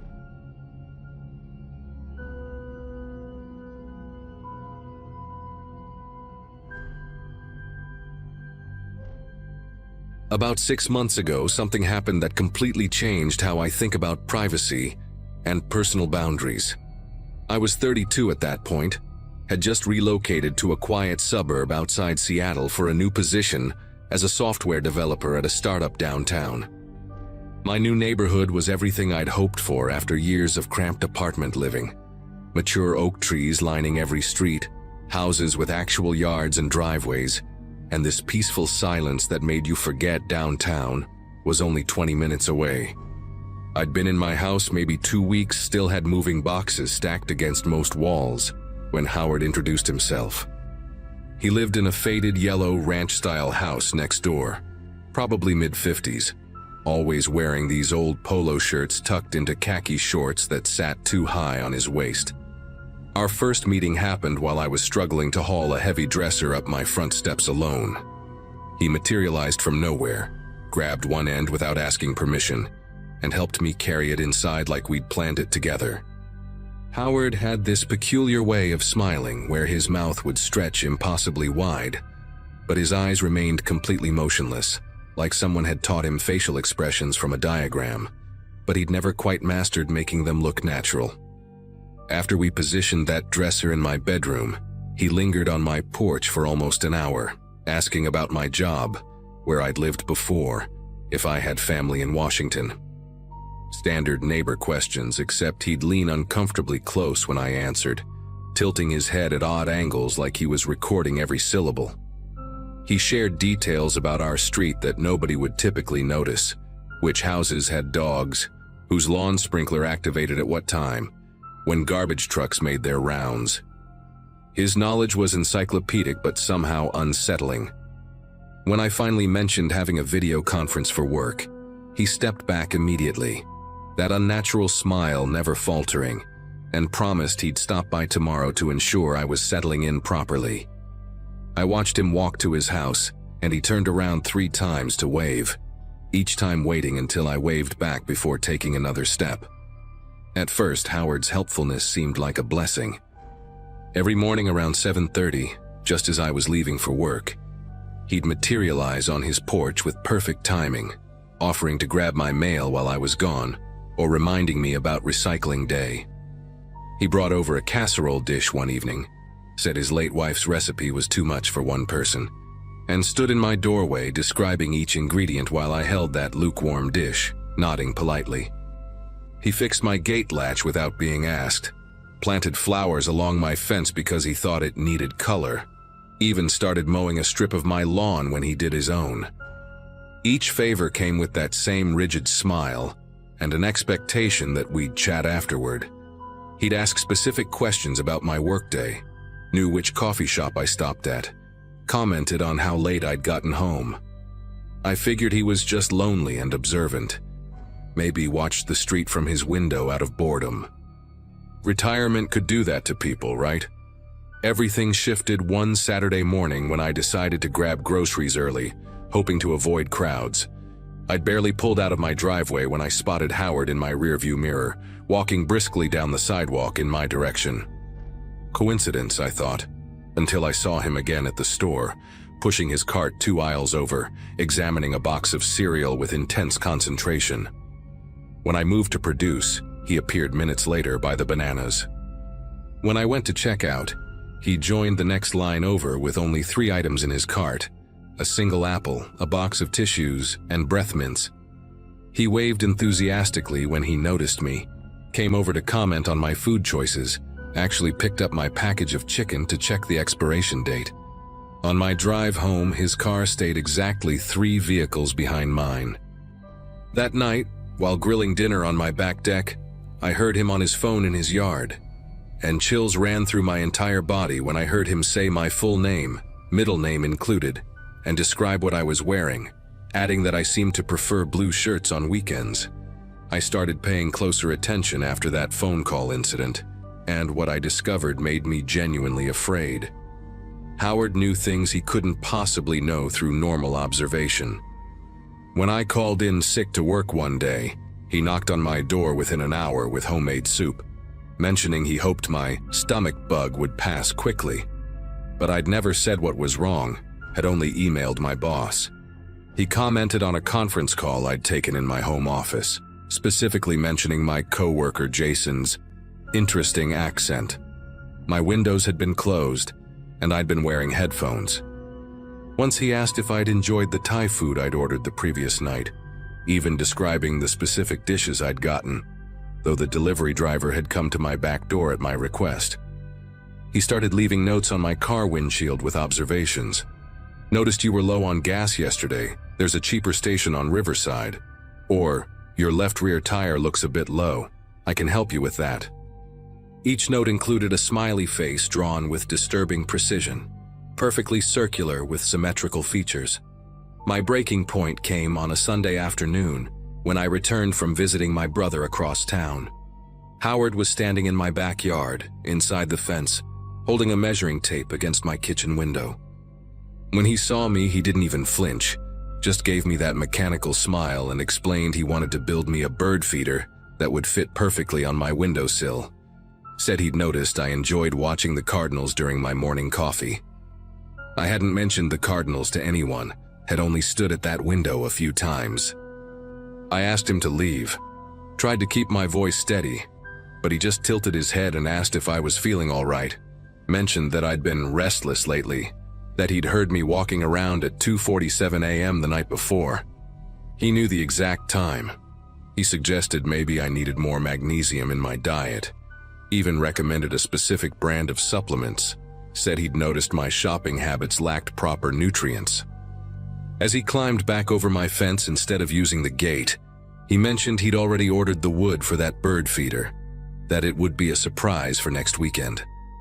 That evening, I installed a security camera app on my phone, the kind that uses your old devices as monitors. I set up my tablet facing the front yard and my laptop watching the back, figuring I needed proof that this wasn't just paranoid thinking. Around 11 p.m. while brushing my teeth, I heard a soft scratching sound coming from outside my bathroom window. The frosted glass showed a dark shape moving slowly across it. I checked my phone's camera feed, and there was Howard, standing on a plastic crate, running his fingernail across the window screen in a deliberate pattern. He stayed there for 23 minutes, occasionally pressing his face close to the glass, his breath fogging it up in rhythmic pulses. I recorded everything, watched him finally step down, carefully return the crate to exactly where he'd taken it from beside my garbage bins, then walk back to his house while checking his watch every few steps. He stopped once to pick up a leaf from my driveway and put it in his pocket. I couldn't sleep after that, just sat in my living room with every light on, refreshing those camera feeds obsessively. Around 3 a.m., Howard emerged from his house wearing different clothes, dark sweatpants and a black hoodie I'd never seen him wear. He walked directly to my property line and stood there, perfectly still, facing my house. He didn't move for an entire hour, just stood there like a scarecrow, arms hanging at his sides. Occasionally his head would tilt slightly, like he was listening for something. At exactly 4 a.m., he walked to my mailbox, opened it, looked inside without taking anything, then closed it gently. He repeated this 3 times before walking to my car, circling it slowly while dragging his finger along the surface without quite touching it, maintaining maybe an inch of distance. He paused at my driver's side door, leaned close to the window, and I swear I saw his lips moving like he was having a conversation. He then pulled out a small notebook from his pocket, wrote something while using my car's hood as a surface, tore out the page, and slipped it under my windshield wiper.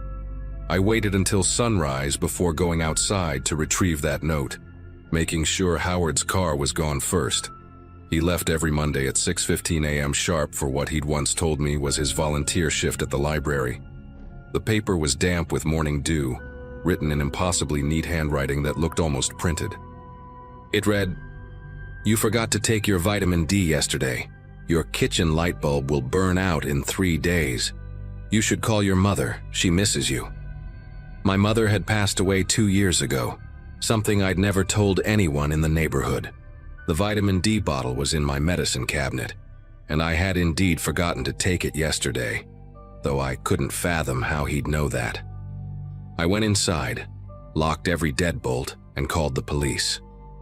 The officer who came by, a tired-looking woman named Officer Daniels, took notes while I showed her the security footage. She watched Howard standing in my yard at 3 a.m., saw him checking my mailbox, circling my car, but her expression stayed frustratingly neutral. She said unless he actually threatened me or broke into my house, it was hard to prove criminal intent. Checking a mailbox wasn't illegal if nothing was taken.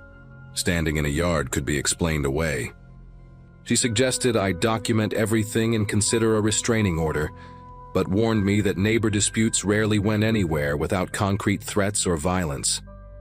After Officer Daniels left, I decided to work from home for the rest of the week, too unsettled to maintain my normal routine. Howard must have noticed because by noon he was at my door with a container of soup, claiming he'd seen the police car and wanted to make sure everything was all right. I didn't open the door, just talked through it, told him I was fine and busy with work.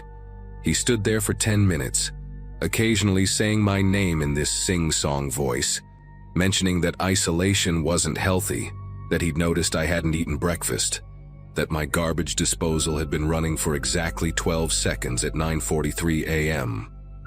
Then he said something that made my whole body go rigid. He mentioned the teddy bear I kept on my dresser, the one my mom had given me as a kid, said it looked lonely sitting there facing the wall, suggested I turn it toward the bed so it could watch over me properly. My bedroom curtains had been closed for days. There was no way he could see into that room from outside. He must have been inside my house, but when? How? I demanded he leave immediately or I'd call the police again. He laughed, not his usual practiced chuckle, but this hollow sound like wind through an empty pipe, and said the police had already been here and done nothing, hadn't they? That afternoon, I called a locksmith and had every lock in my house changed, installed additional deadbolts, even put security bars on my ground floor windows. The locksmith, a burly guy named Robert, mentioned this was the third house on our street he'd done similar work for in the past year. When I asked about it, he just shook his head and muttered something about that Howard guy before catching himself and changing the subject. I spent the rest of the day searching online for Howard's name, finding almost nothing except a brief mention in an old neighborhood newsletter welcoming him to the area 5 years ago. No social media, no employment history I could find. Nothing. That night I packed a bag and went to stay at a motel 20 miles away, paying cash, not telling anyone where I was going. I needed one night of actual sleep, one night of peace to figure out my next move. But when I opened my duffel bag in the motel room, there was a folded piece of paper tucked between my clothes that hadn't been there when I packed. Same neat handwriting. Room 237 has bed bugs. Try room 144 instead. Sleep well, neighbor. I drove home immediately, my mind racing with questions about how he'd gotten into my house again, when he'd had time to plant that note. It was past midnight when I pulled into my driveway, and every light in Howard's house was off except for one. A dim glow from what I assumed was his basement window. I sat in my car for a moment, exhausted and scared, when I noticed something that made me sick to my stomach. My house key, the new one I'd just gotten that afternoon, was sitting on my dashboard. I was certain I'd put it in my pocket. I looked toward Howard's house and saw a silhouette in that basement window, just standing there, watching. I grabbed the key, ran to my door, and found it already unlocked. Inside, nothing seemed moved or disturbed, except for one thing. That teddy bear on my dresser was now facing the bed, exactly as Howard had suggested. I packed everything I could fit in my car that night, called my brother to tell him I was coming to stay with him indefinitely, and left. As I drove away, I saw Howard in my rearview mirror, standing in his driveway, holding something up in his hand. It looked like another key, catching the streetlight as he slowly waved goodbye.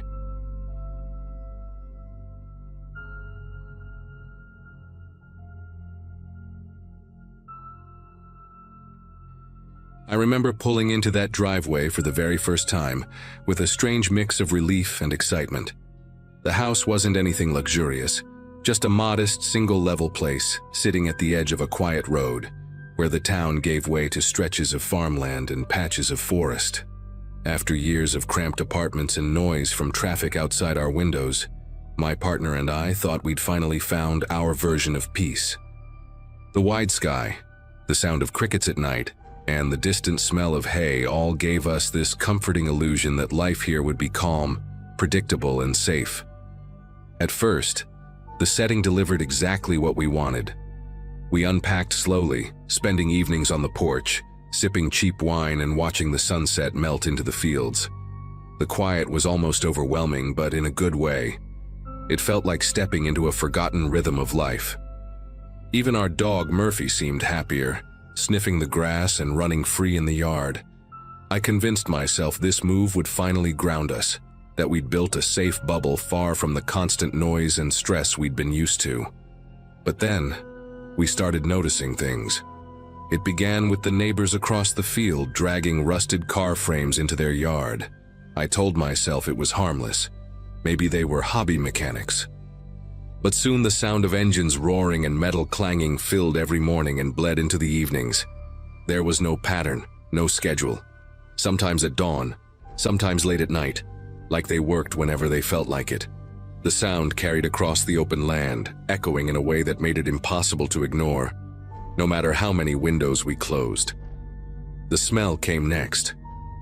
Every weekend without fail, they'd light massive piles of trash behind their property, and the smoke always drifted our way. It wasn't just leaves or wood, plastic, rubber, who knows what else. The fumes seeped into our curtains, clung to our clothes, even settled into the food if we dared open a window.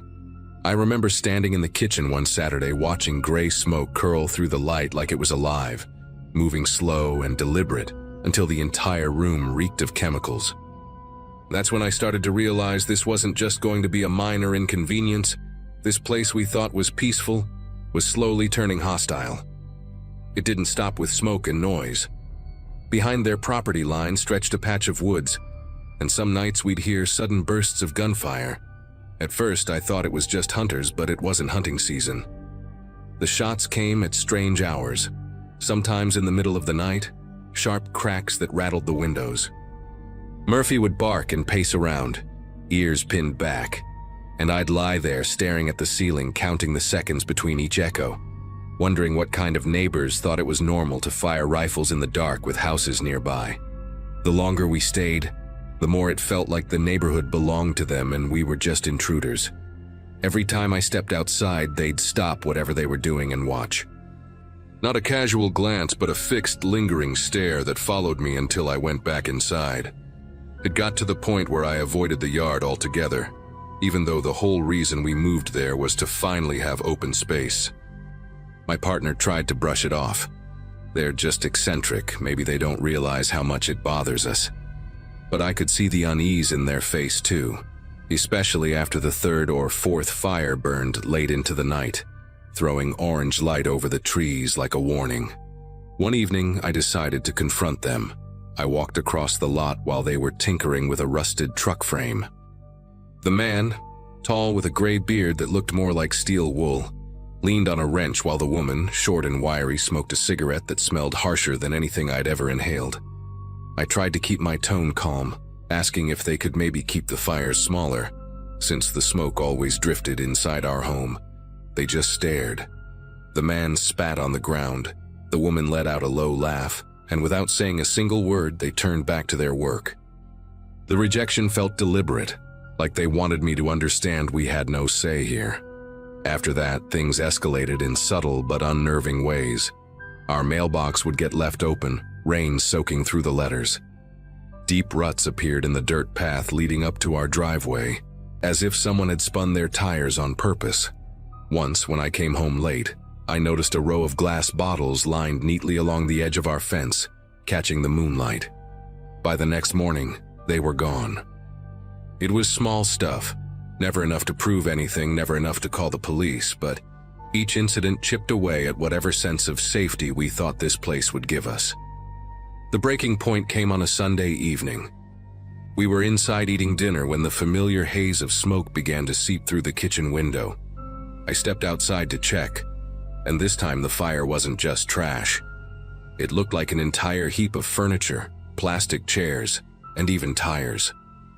The flames climbed so high they lit up the treetops, and sparks drifted dangerously close to our yard. My partner grabbed Murphy and stayed by the door while I dialed the fire department, my voice shaking as I tried to explain. By the time the truck arrived, the neighbors had already doused the flames with a garden hose, standing there smugly as if nothing was wrong. After that call, the atmosphere between us and them hardened. They didn't speak to us, but their glares said enough. One night I heard the rumble of an engine outside, and when I peeked through the blinds, their truck idled at the edge of our driveway for a solid minute before pulling away. No words, no gestures, just the hum of the engine in the dark. It was intimidation, plain and simple.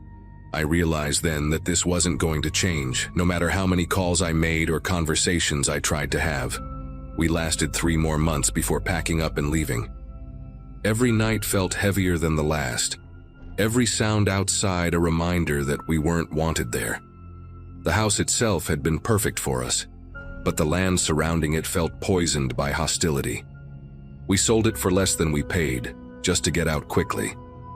Driving away for the last time, I didn't feel relief, just a strange emptiness, like I was abandoning the version of peace I thought we'd finally found. Even now, when I catch the smell of burning plastic or hear a car engine rev in the distance, my mind shoots back to that place. It's been years, but I still wonder if those neighbors drove out anyone who dared move in after us. That house taught me something I never forgot. Peace isn't about where you live, it's about who surrounds you. And sometimes the worst nightmares aren't inside the house. They're right next door, watching, waiting, making sure you never forget them.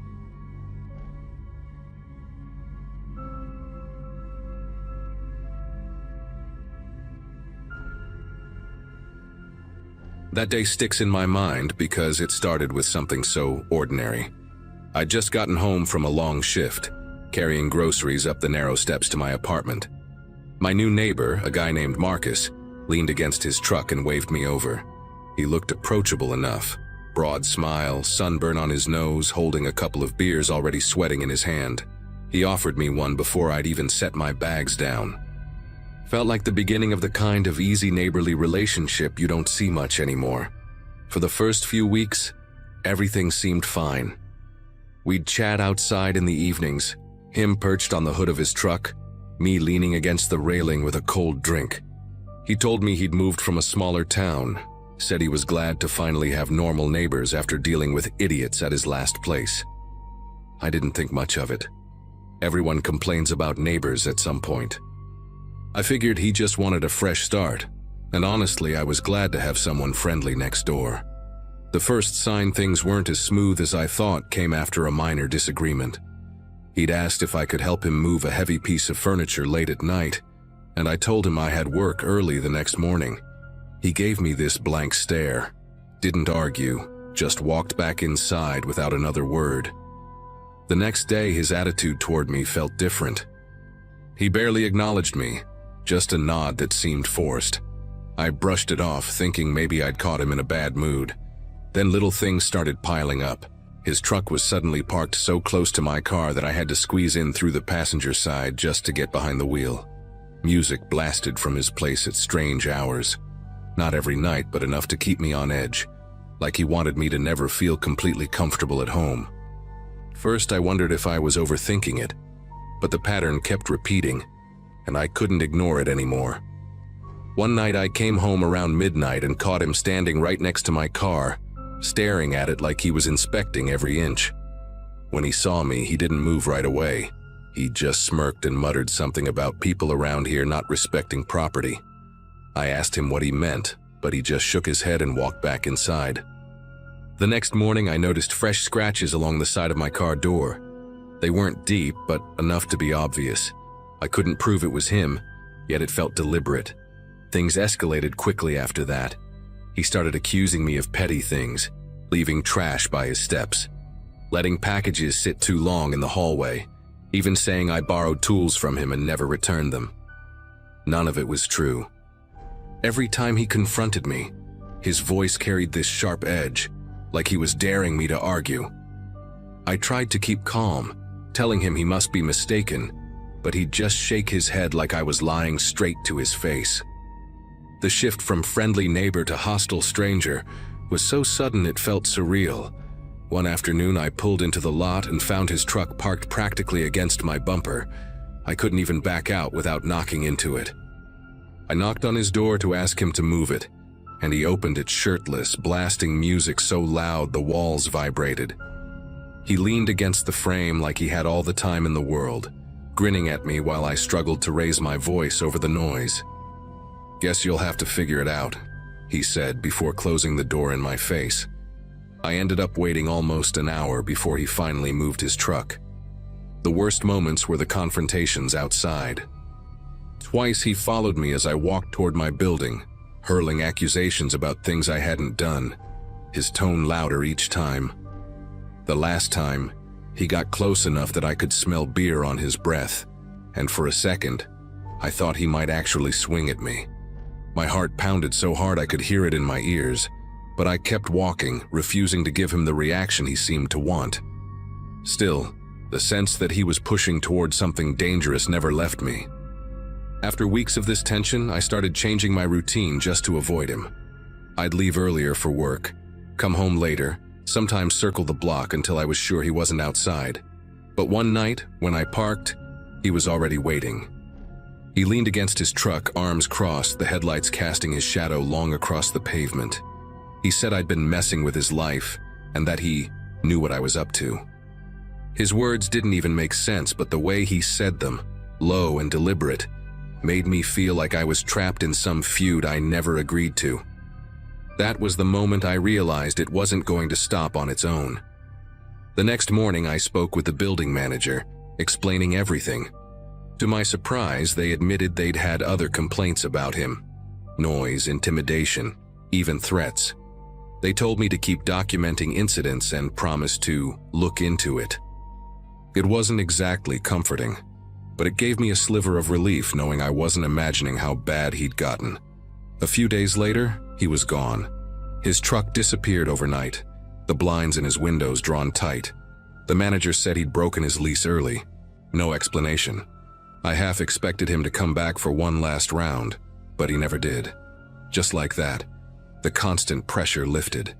The silence in the parking lot, once unsettling, felt like the best sound in the world.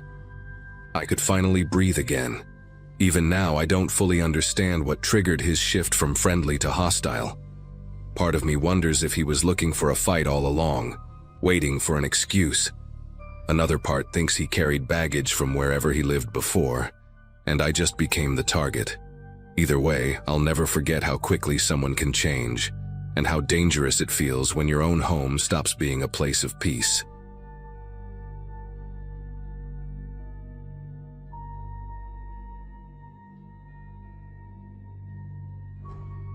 My name is Aaron, and during that time I was living alone in a modest one-bedroom apartment on the edge of a mid-sized town. It wasn't a fancy place, but it was mine, and after a rough breakup, I wanted the space to start over. My routine was simple: work at a dental office during the day, grab groceries on my way home, and spend most evenings quietly reading or watching TV. The building had a shared parking lot tucked behind it, with a single flickering light pole that only half lit the rows of cars. That lot, as ordinary as it seemed at first, became the reason I barely slept for months. It started subtly, just noise that carried through my thin walls after dark.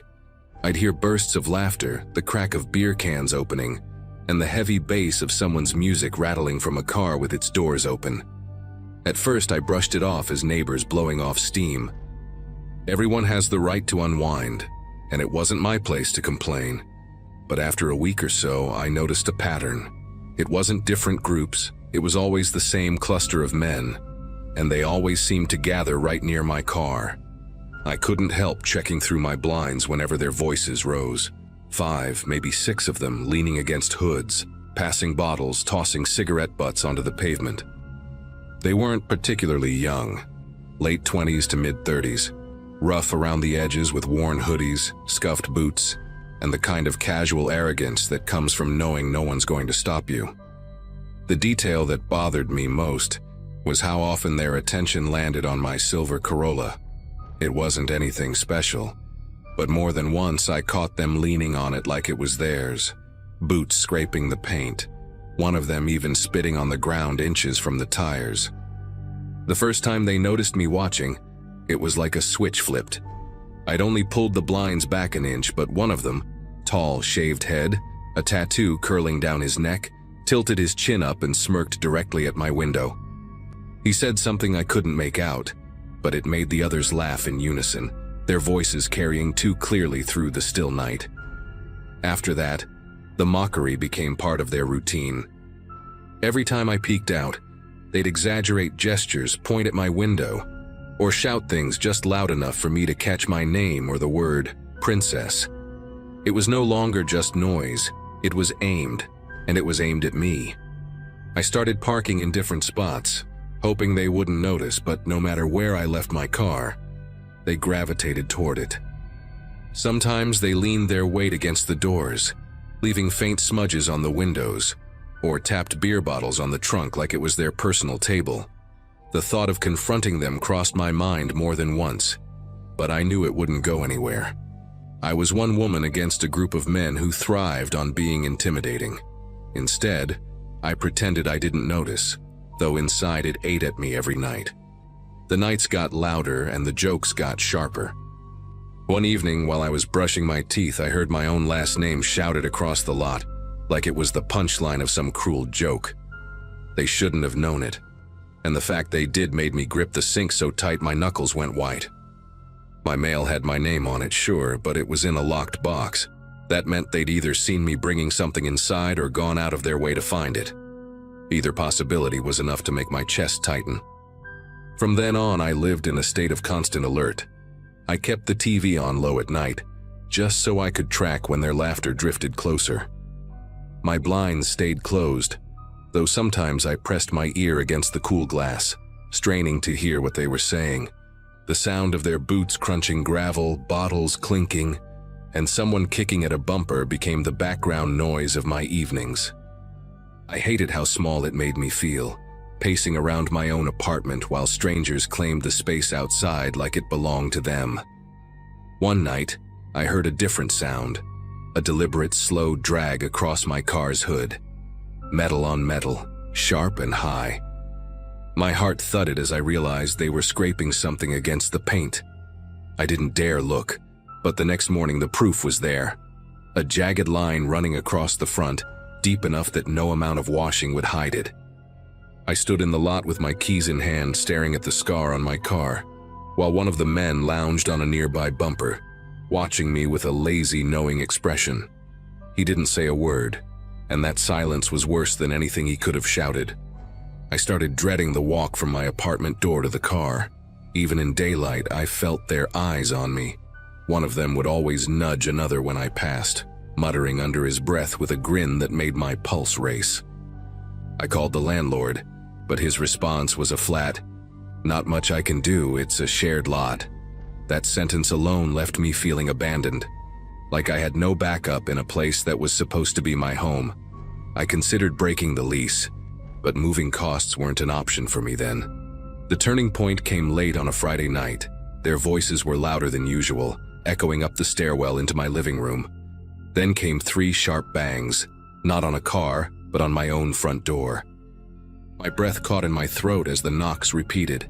Slower this time, deliberate. The laughter outside roared. I didn't move, didn't make a sound, just stood in the dark with my back pressed against the wall, counting the seconds until the noise drifted away again.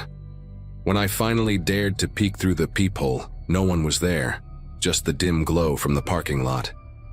That night I made my decision. The next morning I called my brother, explained everything, and he drove over with 2 friends.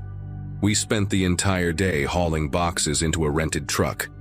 I didn't even finish cleaning out the place. I just wanted out. The men were out there while we packed, lounging against a pickup, watching with lazy smirks. They didn't interfere, but their presence made my skin crawl. My brother caught one of their stares and muttered, "Don't worry, they won't try anything with us here." I clung to that reassurance even though I wasn't convinced. I moved into a smaller unit across town, closer to my job and in a complex with security cameras and brighter lights. It's been years, and I still avoid driving past that old street. The memory sticks with me, though. Not just the harassment, but how quickly a simple living situation can turn into something unsafe. People always say, trust your gut, and I wish I had listened sooner. The scratches on my old car eventually faded under new paint, but the sense of being cornered in my own space hasn't left me. To this day, I still catch myself checking the blinds twice before I sleep.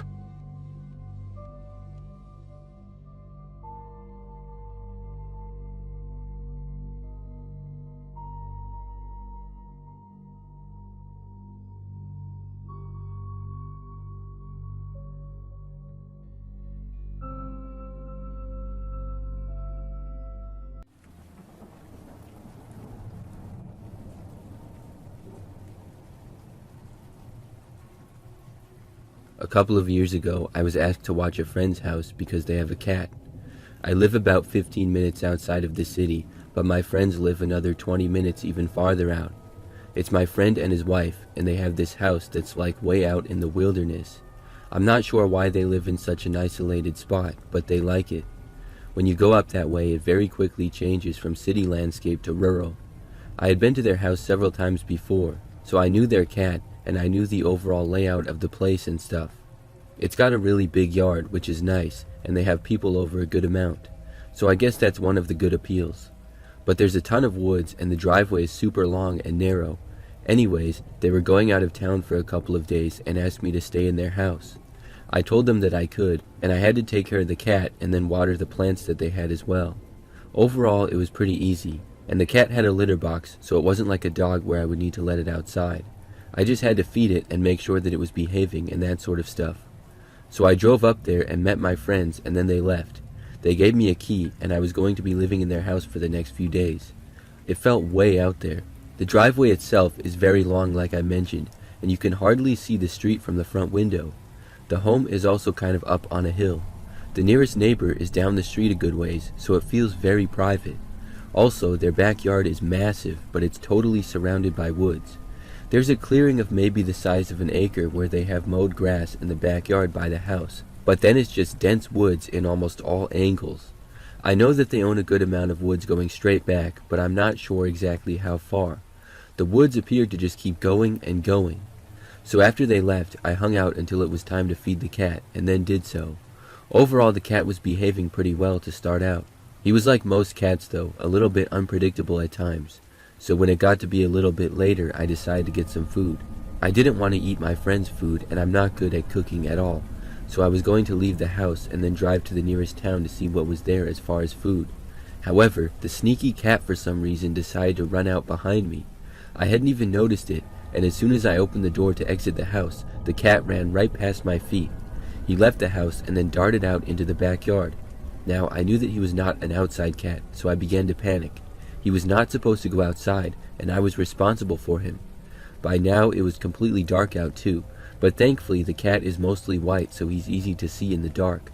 He ran into the backyard like he was chasing after something. Maybe there was a squirrel, I don't know, but I took off running after him, calling for him to come back. Cats are not like dogs very much, so calling his name didn't make him turn around and run to me with open arms. Instead, he completely ignored me and kept running farther into the backyard. I saw that he was heading for the tree line of the woods. I was just running as fast as I could after him, saying to myself, I'm screwed, I'm screwed, I'm screwed. I could not be responsible for losing my friend's cat in the wilderness. I was determined to catch him. The cat ran right into the woods, and I ran after him. There was no path there, and I got whacked by all kinds of branches. I could still just barely see the cat running through the trees. At one point, not too far into the woods, he stopped. I thought that he was finally giving up. When I got near him, I slowed down and called out his name. He looked right at me, dead in the eyes. I got down on my knees and called out to him again. He just stared at me, and we were like 10 feet away from each other. He did not move. Then, as soon as I moved forward, he turned and bolted away from me, going farther into the woods. I chased after him, and he slowed down, but wasn't really running that fast. I think if he was going his fastest at that point, I would have definitely lost him. It was like he was kind of wandering around and exploring, but also aware that he was being chased by me, so he was exploring at a fast speed. He didn't seem to want me to catch up to him. I called his name a few times, but he ignored it. He went farther and farther in the woods, and I continued to chase after him. Then, finally, after like 5 minutes, which felt like a lot longer, he stopped again. This time, I did not stop and try to call him to me. I just kept going, reached out, and grabbed him. I was able to pick him up, but he hissed at me. I almost let go, but did not. Now I finally had him. Thankfully, he didn't scratch me, as he was fairly used to being picked up. Now I just had to get out of there. Except I was in the middle of the woods, and it was pitch black, and I wasn't exactly sure where to go and how to get back. I thought that I knew the right direction, but I didn't know for sure 100%. I was holding the cat with both arms, so I couldn't take out my phone from my pocket. So I stood there and looked around, thinking to myself where I should go. In that moment, as I stood there alone in the woods with this stupid cat, I heard a noise. It was from back behind me, but a good ways away, maybe 50 feet. But there was no mistaking it. It was the sound of a human walking. I can tell whenever it's like a deer or a random small animal, but the footsteps here and the cadence of them was clearly human. This really creeped me out. I thought maybe I had wandered into a neighbor's yard, but I didn't really think so. I had remembered my friend saying that he owned like 10 acres going back in the woods or something like that. But I stopped and turned to the direction of the sound. I couldn't see much, just a bunch of trees and bushes. Like I said, there was no path, so that made it even more strange as to why somebody would be out there. I saw no light or anything. The footsteps then got a little bit closer and stopped. I could sort of barely see branches and bushes moving where the person was. When they stopped, I called out. I said, "Hey." There was nothing. I said, "Is someone there?" Still nothing. I tried to explain myself. I said, "Sorry, my cat just ran into the woods here and I had to chase after him. I got him though, and we're heading back now." Still there was no response, nothing. I was creeped out at this point, so I turned and started walking in what my best guess was as to back the direction that I needed to go. When I started going through the woods, it was not long before I heard the sound of the footsteps behind me again, and they were following me. It was so weird. Why would someone be there and then not respond to me? I was nothing but friendly to them. So I continued to walk, and then the footsteps seemed to sort of go faster and gain on me. I stopped again and turned around. When I did, I saw a tree branch moving, and for a split second thought that I saw someone, but it was really hard to see anything out there at all. It was really just leaves or branches moving, but it could have also been from the wind. As soon as I stopped though, I stopped hearing the footsteps too. This time I said, "Seriously, is somebody following me?" There was no response at all. I turned and kept walking again, this time feeling pretty scared. And not long after I did, I heard the footsteps once more. At that point, I just started running. The cat was still in my arms, and I'm really glad that he didn't try to get away. At one point, I yelled behind me and threatened to unleash the cat on them, but this didn't seem to have any effect. We kept going. I would have thought whoever was chasing me, though, would have been able to catch up, because although I was fast, I was much slower holding on to this stupid cat that got us into this mess in the first place. I continued running and hearing the footsteps behind me. Then, at last, I saw the backyard. It was the greatest sight I had seen all day.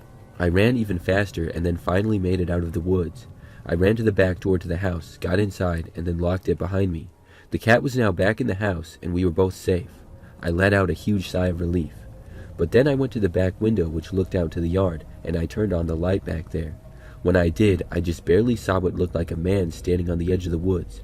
Right after the light went on, he quickly disappeared back into them. I was really freaked out. But for the rest of my time there, I didn't see the guy again, and nothing creepy happened. After my friends got back, I told them about it and asked who the person could be. They said they had no idea and nobody should be back there. The neighbors' yards did not go anywhere near the spot where I would have been. And past the yard was a private woods, but that was many acres back, and I had only made it maybe 2 acres deep. They were sort of freaked out by it too, but since then they haven't said anything about seeing strange people. They still live there, and I visited a few times. I still don't know who that person was in the woods.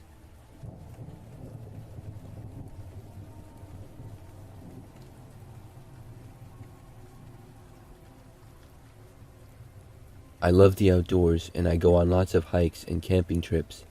I have all kinds of mostly great memories from my travels, but there was one time that I found myself in a pretty scary situation. Now, this was many years ago when I was much younger. I was on a solo trip and found myself hiking on some really great trails out in the wilderness. One particular afternoon, I went on this really long hike. It wasn't that difficult, and it was just that the trails were super long and went in many different directions. The park was large, and in the area I was, there was nobody else that day out at all. With me being young, I had poor planning, and I had already hiked elsewhere earlier in the day. I wanted to hike this park as well, as I would be moving out of the town the following morning, so I started a lot later than I should have. I got way out there on the trail, probably over an hour's hike from where my car was. Then I realized that the sun was setting. Out here there were no lights at all. I had just a small headlight that I got lucky with because it happened to still be in my pocket from another hike. So when the sun started setting and things began to get dark, I realized that I needed to be getting back. I turned around and started going towards my car again. But even with walking fast, it was probably going to take like 45 minutes. I knew that it would be pitch dark before I got there, and in the entire time that I had been in that park, I had not seen anybody at all. So I hiked on this trail and it was pretty narrow. The terrain was relatively flat, a few hills here and there, but it was nothing difficult. The tough part was the dense woods on both sides of the path. In some areas, it really hung over the trail, and it felt like you were out there far in the wilderness. So this obviously made it harder to see in the dark, and obviously it could be easier to get lost as well. As I was moving back, it got darker and darker outside. Pretty soon, it was completely dark out. I was amazed at just how little light there was out there. The sky provided a little bit of light, but not much, as it was not a full moon or even close to it. I used my headlight, which helped, and without it, I'm not sure what I would have done. When I was still about 30 minutes from making it back, I walked around this curving part of the trail. I made it around the corner to a long straightaway, but with thick woods on both sides. When I did, I saw there was a man standing right in the middle of the path directly up ahead. He was not facing me but the other direction, and he was standing completely stationary. I slowed down, and it just gave me a bad feeling. I thought that probably it was just the fact that I was out here alone in the wilderness at night and I hadn't seen anybody all day. Anything else would seem creepy. But the guy was just standing there, and it didn't seem like he was doing anything. He had no hiking gear on, and it was just strange, because why would he be out here on the trail this late? I hadn't seen anybody else the entire time. I still walked towards him, but slowed down significantly. He was really blocking my way.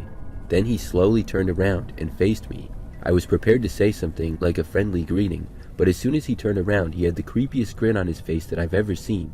It was like a sinister smile, and his eyes were really wide. It was disturbing to see, and I did not say anything at all. He just stood there staring at me like that for a moment. The guy appeared to be in his 40s or 50s, had a baseball cap on, and was just wearing a black sweatshirt and jeans. The look on his face told me to get out of there. Without even really thinking about it, I just turned around and started walking back. I began going back around the bend, and when I did, I heard the man start walking in my direction. That was the last thing that I wanted to hear. I walked faster and looked back, but could not see him, indicating that I was still a good distance ahead. So I kept going, walking about as quickly as I could without jogging. I walked the next minute or two back to a spot on the trail where there was another path. It was an opportunity to go right or left. I had gone right before because I knew that was the way back. But now I was going left, and I just prayed that I would somehow connect back to where I needed to go. When I got to that trail, I heard the guy in the distance. I was too scared to keep walking, so I started to run. I went on a fast jogging speed. Being an avid hiker and also running a fair amount, I was comfortable with jogging, and I could make pretty good time. I continued, and now could not hear if the guy was following me or not, because my jogging was making too much noise. I jogged for like 10 minutes straight, and then slowed down. When I did, I didn't hear the guy, so I hoped that I was in the clear. But I was still super paranoid about seeing or hearing him. It was seemingly just him and I out there alone in the woods. I kept walking, and soon found another path that went to the right and took it. I walked along this for a really good distance. Then I went back to jogging again. I didn't hear the guy, and I just wanted to get out of there fast. After slowing down and walking again, I took a turn in another direction that I thought was correct. I walked down that trail for maybe another 10 minutes.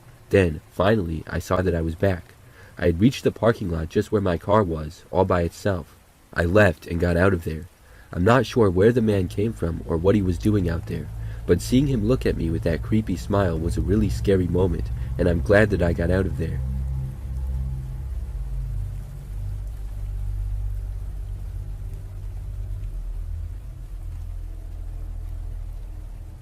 A couple of years ago, I went camping by myself in the woods. I went to a pretty quiet area where I would be alone. I enjoy camping by myself because it feels very nice and peaceful. I don't mind being at a place with others, but I prefer to be completely alone. So I went up north, a good 2 hours drive from where I live. This is a very rural area with a very low population. There's lots of wildlife and many great places to camp, fish, and things like that. My plan was to camp there for 3 nights and I had brought just enough of what I needed. I had a tent, some basic supplies, sleeping bag, blanket, flashlights, and bear spray because there were bears known to be up there. So the first night I set up my tent in the middle of the woods way out there. It was a small clearing in the woods, which was a pretty good spot. After a relaxing night, I went in the tent and fell asleep really easy. However, I was woken up in the night. The first thing that I remember hearing after waking up was the sound of my tent slowly being unzipped. Now, I really could not see anything at all. I had no light on in the tent and it was pitch dark. I looked over in the direction but could not see who was there. Very quickly, I knew that this was an unbelievable thing for somebody to be out there. I had been very confident that I would not see anybody else during the camping trip. The first thing that came to mind was to yell a threat at whoever this was. So I sat up and yelled, "Get away from my tent or I will shoot you." When I said this, it seemed to work. The tent stopped being unzipped and I heard someone very quickly walking away. Then I heard the sound of someone going through the woods. I was really creeped out. I did not have a gun and my bear spray had not been within my reach, so I was glad that they walked away. Whoever had been there had unzipped the tent opening about halfway. They had been going very slow, probably to try not to wake me. I grabbed the bear spray and left the tent. It was still hard to see outside, but I could see a little bit. Whoever had been there was now gone, though. I yelled one last threat, "I better not see you again." Whoever it was didn't say anything back to me. I had no clue who would have been out there. It just made no sense, because the area was typically so quiet. I don't know why I didn't just leave right then. I really should have. I guess I was feeling brave from scaring off the intruder, because at that point I went back in my tent and then went back to sleep. I fell asleep and then woke up in the morning. When I did, the tent was fully zipped up still and everything seemed fine. I figured whoever had been there the night before probably wanted to steal my stuff maybe. I didn't know, but I thought they were probably hoping I wouldn't wake up, and when they saw that I was, they ran off. I really wasn't too scared. I still didn't know where they came from though. That day I explored around the area and did a lot of hiking and saw a few animals. However, I saw no people or signs of anyone. It made it that much more mysterious. That night I had another relaxing night by the fire. After going into the tent to go to sleep, I fell asleep easy once more. Except on this night, once again I was woken up to the sound of somebody unzipping my tent very slowly. It was just like the previous night. I awoke and could not believe it. This night, however, I had put the bear spray really close to me under my pillow. As soon as I awoke, I silently reached out and grabbed it. Then I got up and started spraying at the opening. As soon as I did, whoever was there backed off. But some of the spray stayed in the tent and I started to feel it. So I closed my eyes and left the tent. However, my eyes were burning and I got a bunch of it in my own face, and I had to stop right outside the tent. I heard whoever had been there running back into the woods, but I did not get a look at them. After the dust had settled, I packed up all my stuff and then just left right then and there. I drove back home, and I'm not even sure who kept trying to enter my tent late at night. The crazy thing to me is that even after being threatened to get shot, they still returned. I haven't camped up there since.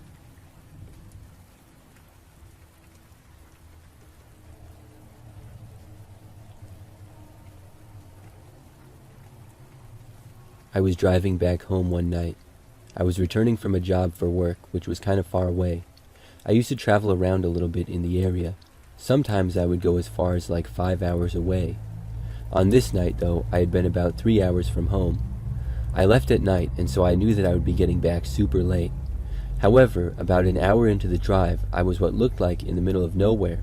The roads were pretty much dead, and it was about 10 o'clock at night. As I drove, though, my car started slowing down. And that's when I realized I had run out of gas. My light had been on almost all day to get gas, and I had just completely forgot to fill it up. I had just ignored the gas light and was now so mad at myself for being so careless. I had never made a mistake like that before. Normally I would always remember to get gas, and the car had run a long ways after the light had come on. However, this day I just simply forgot. I had no excuse. So I was stuck now on the side of the road in the middle of nowhere. I wasn't quite sure what to do. I did not want to get out and walk, as it was just woods on both sides of the road mostly. I had not noticed any gas stations or anything, not even houses or other buildings, and who knows how much farther it would be before there was anything. I couldn't call anyone I knew because nobody lived out there. So finally I had the thought to call my roadside assistance. Thankfully it worked, and they said that they would send somebody out to me. Unfortunately, they said they would take over 30 minutes for someone to get there probably. I'm guessing that was because of the combination of it being late at night and the fact that I was actively in the middle of nowhere. I thought that it was fine and I would just relax and go on my phone while I waited. It was just nice to know that somebody was coming to help me. Being alone out there was sort of creepy though. It was so quiet and dark, and I was essentially helpless with no way to get out of there. After sitting there for maybe 5 minutes though, I saw headlights coming up the road behind me. A car was driving my way, but I knew that it was not roadside assistance. It was way too soon for that. I expected the car to pass me by. However, I noticed that the car started slowing down in speed as it approached. My next thought was that it was a cop, but then I realized that it wasn't the right kind of car. This was an older looking SUV. It got slower and slower, but then it did pass me. I didn't look to see who was driving, but after the car passed, it pulled over on the side of the road right in front of me. It then parked about 50 feet ahead of me. I had a bad feeling about this. On one hand, it could just be a good Samaritan wondering if I'm okay and offering to help. On the other hand, it was late at night and this car was old and beat up looking. It could be anyone. I also realized that the car had no back license plate and had something covering the entire back window. I couldn't see inside at all. The car sat there in front of me and I waited with my eyes locked on it to see who would get out. But nobody did. The car just kept sitting there. The suspense was killing me. Then it simply drove away. I thought that it was really weird and wondered what that was all about. I continued to sit there on the side of the road.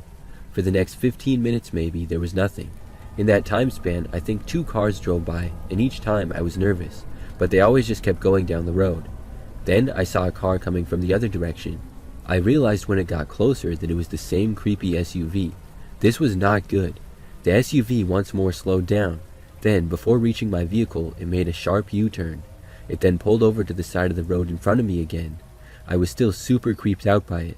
It got to about the same spot as before, just pulled over to the side of the road in front of me and stopped. I wondered if this time somebody would get out. However, a few minutes went by and it was exactly the same as before. I stayed ready, not sure what I would do if somebody got out. Who would possibly be doing this? After like 5 more minutes, there was still nothing. Then I saw headlights coming up the road in the distance behind me. When this happened, the car in front of me suddenly pulled back onto the road and drove away. The headlights behind me slowed down and pulled over right behind me. This was roadside assistance. I was so relieved. At that point, they brought me some gas and then left, all within a few minutes. Then I was back on the road. When I continued driving, I did not see that SUV again. I got back home and was so glad that I was all right. I have no idea who was driving that sketchy SUV or what was going on there, but the fact that they drove away as soon as another car approached seems very suspicious. I'm glad that nobody got out.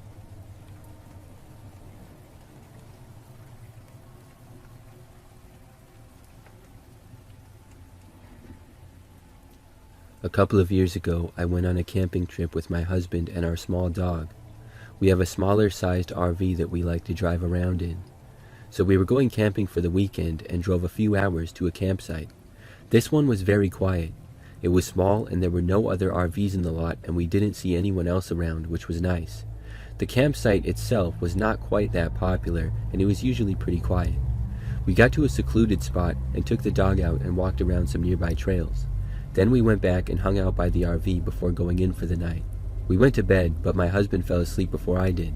I was still on my phone, and I saw the dog go by the door, indicating that he wanted to go outside. So I decided to take him out. As soon as I stood up, he started to get excited. So I walked over, put his leash on, and then we left the RV. We stepped outside, and it was very quiet. The RV was surrounded by mostly woods, except for one side where it connected to the rest of the campsite. I walked around the grass area near the woods with the dog, and he did his business. While we were over there, though, I started to hear something off in the woods. The dog stopped and listened as well. Then he started barking. I told him to calm down, and I figured that there was an animal in the woods. However, it sounded large, so I thought maybe a deer. I couldn't see it, though. It was too dark. The dog tugged on the leash and wanted to run in the woods. He was still barking, so I picked him up. I figured that whatever animal was in the woods would run away from the noise. But it did not.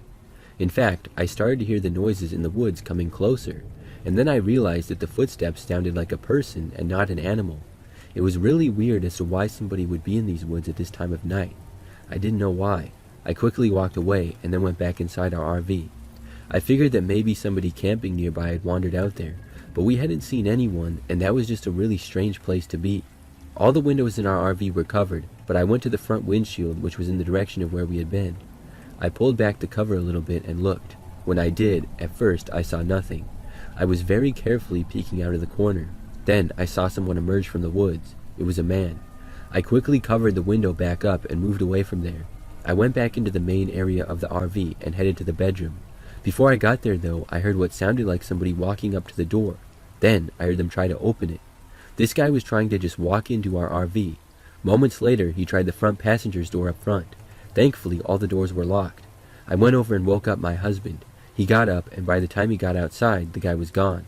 My husband said that he saw him running off back into the woods. We decided to just leave at that point. It was just too sketchy. We drove a ways away and parked there for the night. That was one of the craziest things that ever happened when we have been camping.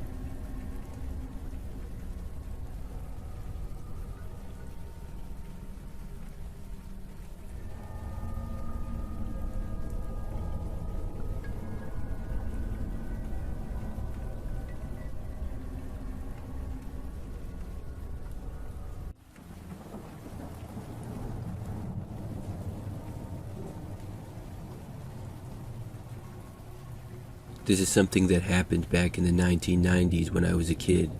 I think I was about 10 years old, and I remember that one night I went to Toys R Us with my mom. Being a kid, I always loved going to Toys R Us. It was one of the most fun stores to go to as a kid in the 90s, but on this particular occasion, I wasn't getting anything.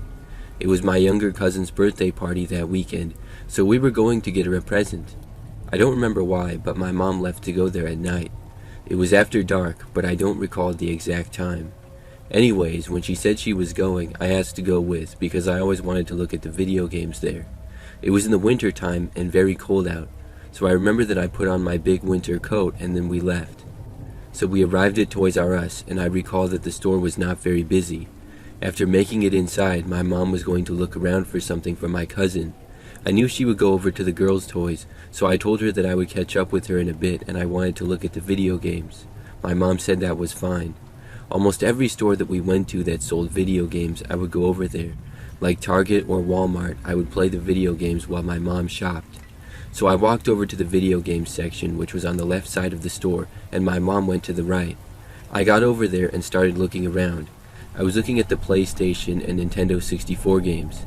The store was still very quiet, and I started looking at what was over there. I remember that after being in the video game aisles for a few minutes, I heard someone approaching. I looked over to see another kid who appeared to be several years older than me, like maybe 13 or 14 years old. He saw me and then went into another aisle. I thought nothing of it. But then, about a minute or two later, he came back around the corner and approached me. He said hi and asked me what video games I was looking at. I told him, and I wasn't sure why he was talking to me, but I figured that he was just being friendly. We started talking about our favorite video games. I remember that he seemed really excited about the video games that they had for sale there. He was pointing out his favorite ones to me and was being really friendly. Then, after talking for like 2 or 3 minutes, he said that he was going to let me go, and then he walked away. I just kept looking around at video games for another few minutes, and then figured that I would go and find my mom. She might be done with her shopping soon. So I left the video game area and then wandered over to the girls' department where my mom would be. When I was walking over there, I turned to go down an aisle, and I saw the other kid who had talked to me just minutes before. He was looking in my direction, but was really far away. I sort of saw him out of the corner of my eye when I did, and then I just continued.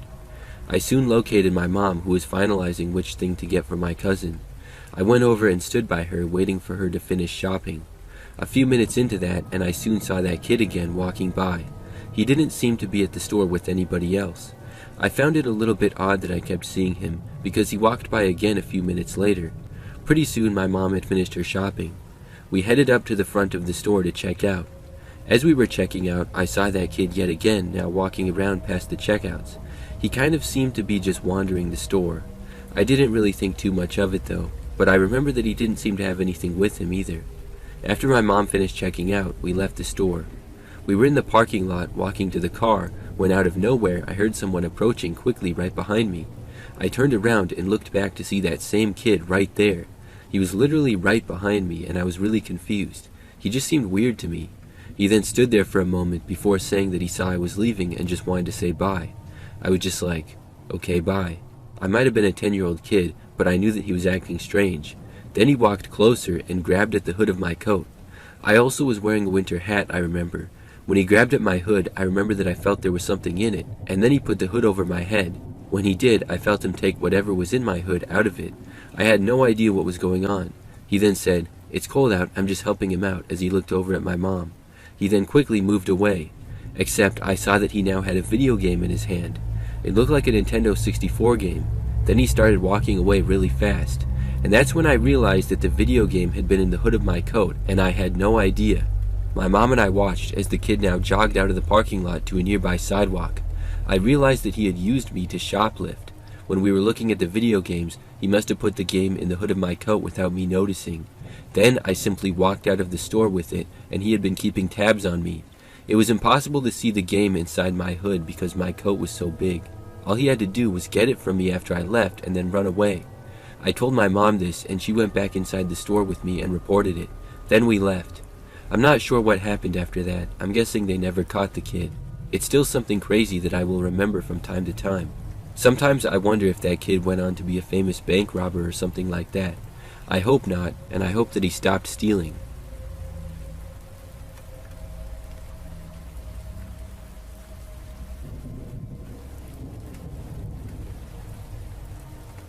One night back in the early 2000s, I was shopping at the local Toys R Us.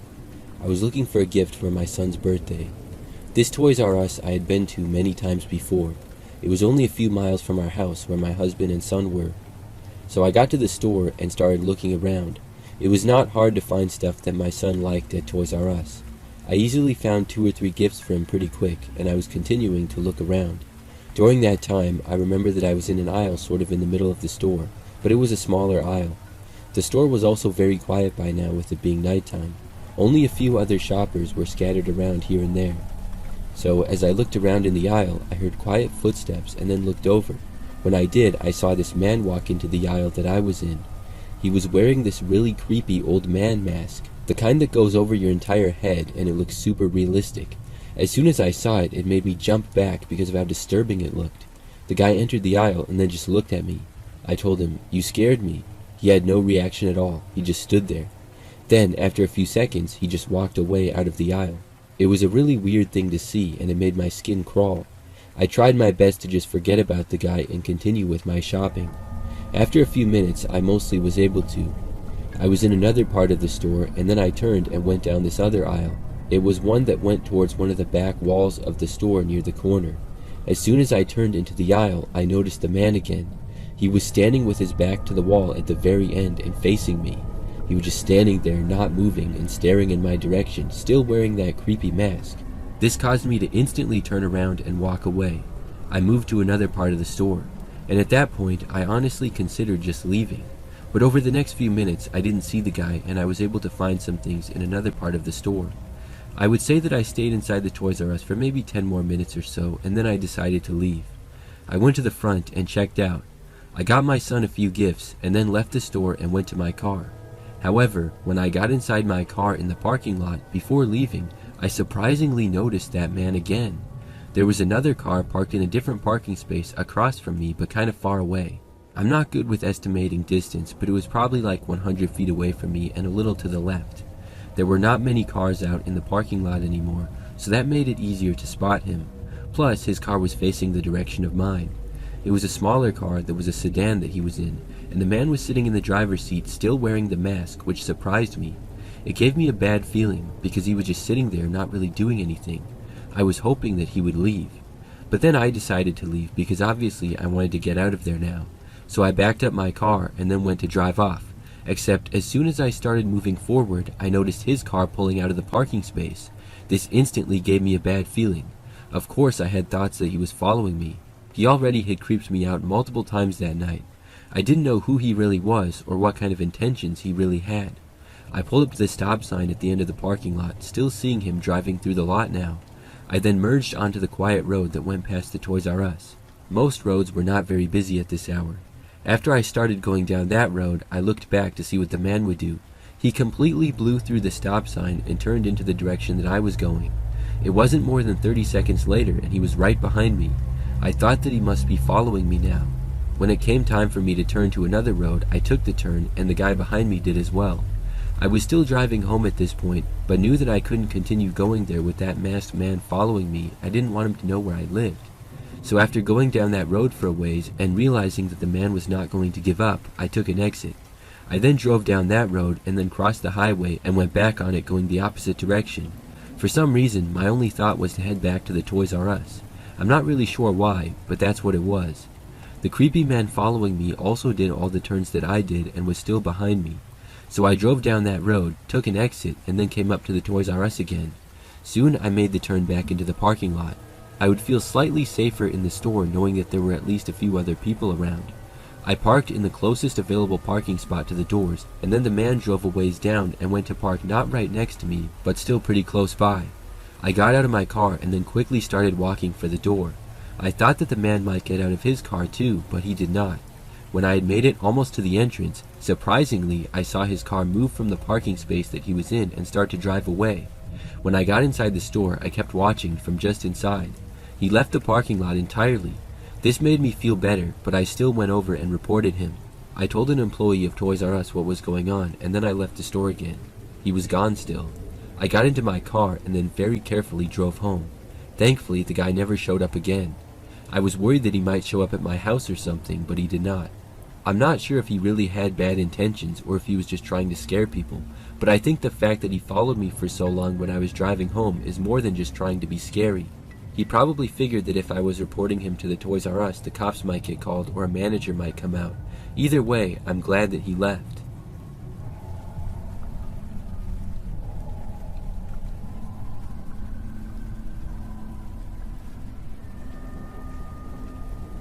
I worked at a Toys R Us for a few years a long time ago, back when they were open and popular. It was a cool job to have for the most part. I was a young adult, so it hadn't been that long ago since I had been a kid, and it was cool to be around all the toys and stuff. It was a lot more interesting than working in other stores, in my opinion. While I worked there, I did a little bit of everything over the years. I started out as a cashier and then began doing more stocking shelves and things like that. Most of my coworkers and managers that I had were nice people and fun to be around. Some of my coworkers and I would joke around and stuff. Overall, it was a fun environment. But one night, it was actually pretty crazy and something happened that I will never forget. I remember that I was working a closing shift. We closed at 9 p.m., so I had worked since sometime in the afternoon that day. It was an average night in the store and not too busy and not totally quiet or anything either.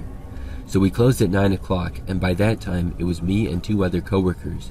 One was the manager, John, and the other was my coworker, Kevin. After closing, we would stay after on average for 30 minutes or more, because we had to go around and clean the floors and make sure that the shelves and displays looked good, and John the manager had to do other stuff too. If things were crooked or out of place, we had to fix it and stuff like that. On this night, John the manager was doing work up at the front with numbers or whatever, and Kevin was cleaning. I was left to go around the store and make sure that everything was good. This is something that I actually liked doing. Usually there would be some stuff on the floor or out of place, but not too much. So I started going around the store after close on this night and reorganizing things. I remember that about 10 minutes in, I was in one of the aisles towards the back of the store. It was then that I heard footsteps not too far away from me, but thought nothing of it. There were two other people with me in the store after all, so it was probably one of them. As I continued with my work, I soon heard the sound of something being knocked over a little ways away. It was out of my sight, and I was a little curious as to why Kevin might be over there. Probably 5 minutes after that, I had now moved to a different spot. I heard footsteps again not far away. Then, not long after this, a random small stuffed animal came flying over the shelf of the aisle that I was in and nearly hit me. When this happened, I knew that it had to be Kevin, but it seemed strange. Kevin did joke around sometimes, but usually not to this degree. I instantly asked why he did that, and I took the stuffed animal and tossed it back over the shelf. There was no response, and I heard the animal hit the floor. But then I heard footsteps moving away. I had a sort of bad feeling, like maybe it wasn't Kevin. But I quickly told myself that that was not possible. We always made sure that nobody else was in the store before closing. So I continued working. When I was around on the other side of the store, I once again heard footsteps not too far away, but saw no one. Finally, I had finished what I was doing, and I went back over and located Kevin. When I did, I asked him if he was messing with me. He said no. He completely denied throwing the stuffed animal at me, or even going near me. He said that he had been cleaning the floors near the front the whole time. And I believed him. I told him that I thought someone else was in the store. It was possible, but seemed unlikely. We always announced multiple times on the store loudspeaker that we were closing, and then we would go around every aisle and make sure that it was empty before we locked the doors and stuff. So I didn't know how this was possible, but I knew that somebody else had been walking around the store with me. Kevin and I went up to the front and found the manager, John. We told him that we thought somebody else was in the store. John then went on the store loudspeaker. He announced that we were closed, and if anybody was inside, they would have to leave now. He said that it was not a big deal, but they had to leave or else it would be trespassing and the police would be called if they didn't. After this store-wide announcement, nothing happened. We didn't hear footsteps or anything. So we all decided to go around the store and look. This is when I was really freaked out. I didn't know who it could be, and it seemed like they were not wanting to be found. I looked around the store by myself as the three of us spread out to be more efficient. However, after looking around the entire store, we didn't find anyone. I didn't hear any footsteps or anything either. And after all reporting back to the front of the store, nobody had seen anything. Now I was really confused. There's no way that I was just hearing things. The stuffed animal being tossed at me confirmed that. And I didn't really think that Kevin would pull off that elaborate of a prank. John the manager certainly wouldn't either. John turned off the lights to the store at that point, and he said that we could call the police if we wanted, but there wasn't much else that we could do. It kind of seemed like John was a little bit skeptical of the whole thing at that moment. But then, after the lights turned off and after John spoke, we heard footsteps off in the distance. All three of us heard it. We knew that somebody was in there now. He had to have been hiding in just a really good spot. John then said, "That's it, I'm calling the cops." He then walked over to the phone to dial. Kevin actually ran towards the sound of the footsteps. Within seconds, the footsteps turned into the sound of running. I could not see, but could hear. Kevin was now running after. They seemed to go farther and farther to the back of the store. The next thing I knew, I heard a door opening, and not long after, I heard nothing more. Kevin came back like a minute later, winded. He said that the guy had left out the back door. So he had run to the back room, and then he found the back door and ran out of the store. The cops arrived a little while later. We all had to talk to them for a little while. Then I went home. I don't know what happened with the guy. I don't think the cops arrested him or anything. I don't even think they found him. But it was a really crazy thing. I wonder what that man's plans were by staying in the Toys R Us that long after close.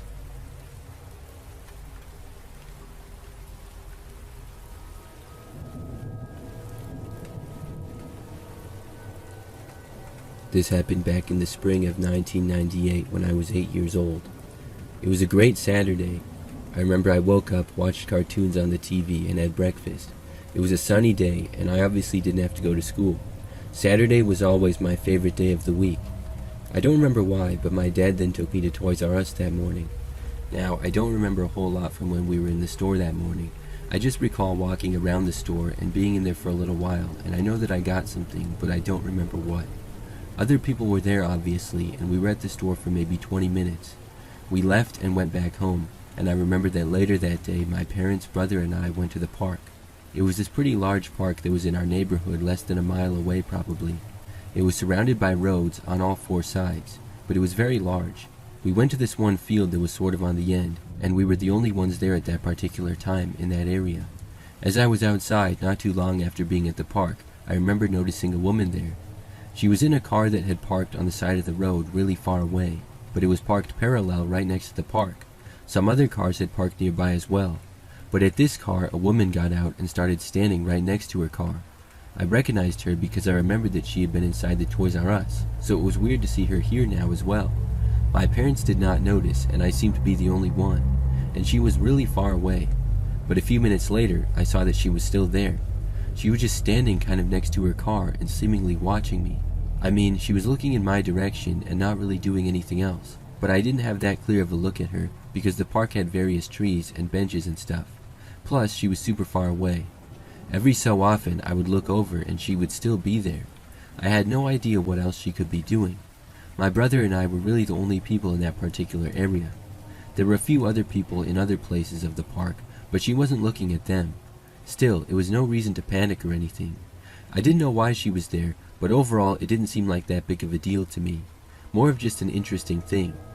We stayed at the park for probably like another hour. I remember that even when we were going to leave, the woman was still there, which was pretty strange. However, we had parked in the complete opposite end of the park, so when we got to our car and stuff, the woman was no longer in sight at all. After leaving the park, we drove back home. I remember that we got back and all went inside that afternoon. However, I noticed out a window that the woman had pulled up in her car. She was now parked on the side of the street not too far away from our house, and I happened to know that she did not live on our street. That was when I decided that it was really weird, so I told my parents about it at that point, who had not known. My dad said that he was going to go ask the woman what she was doing, so he left the house and started walking over to her. When he got about halfway there, she suddenly took off in her car, driving the rest of the way down the street. My dad came back inside and said that it was really suspicious. After that, I never saw her again. I'm not really sure what she was doing. I always wondered if she was going to try to kidnap me or something. I'm glad that I had the awareness to recognize that she was there.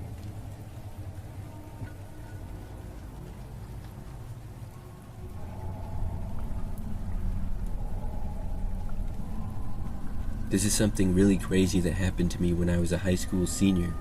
I still don't have an explanation for it. It all started one random night. I was a senior in high school. Back then, I played a ton of video games.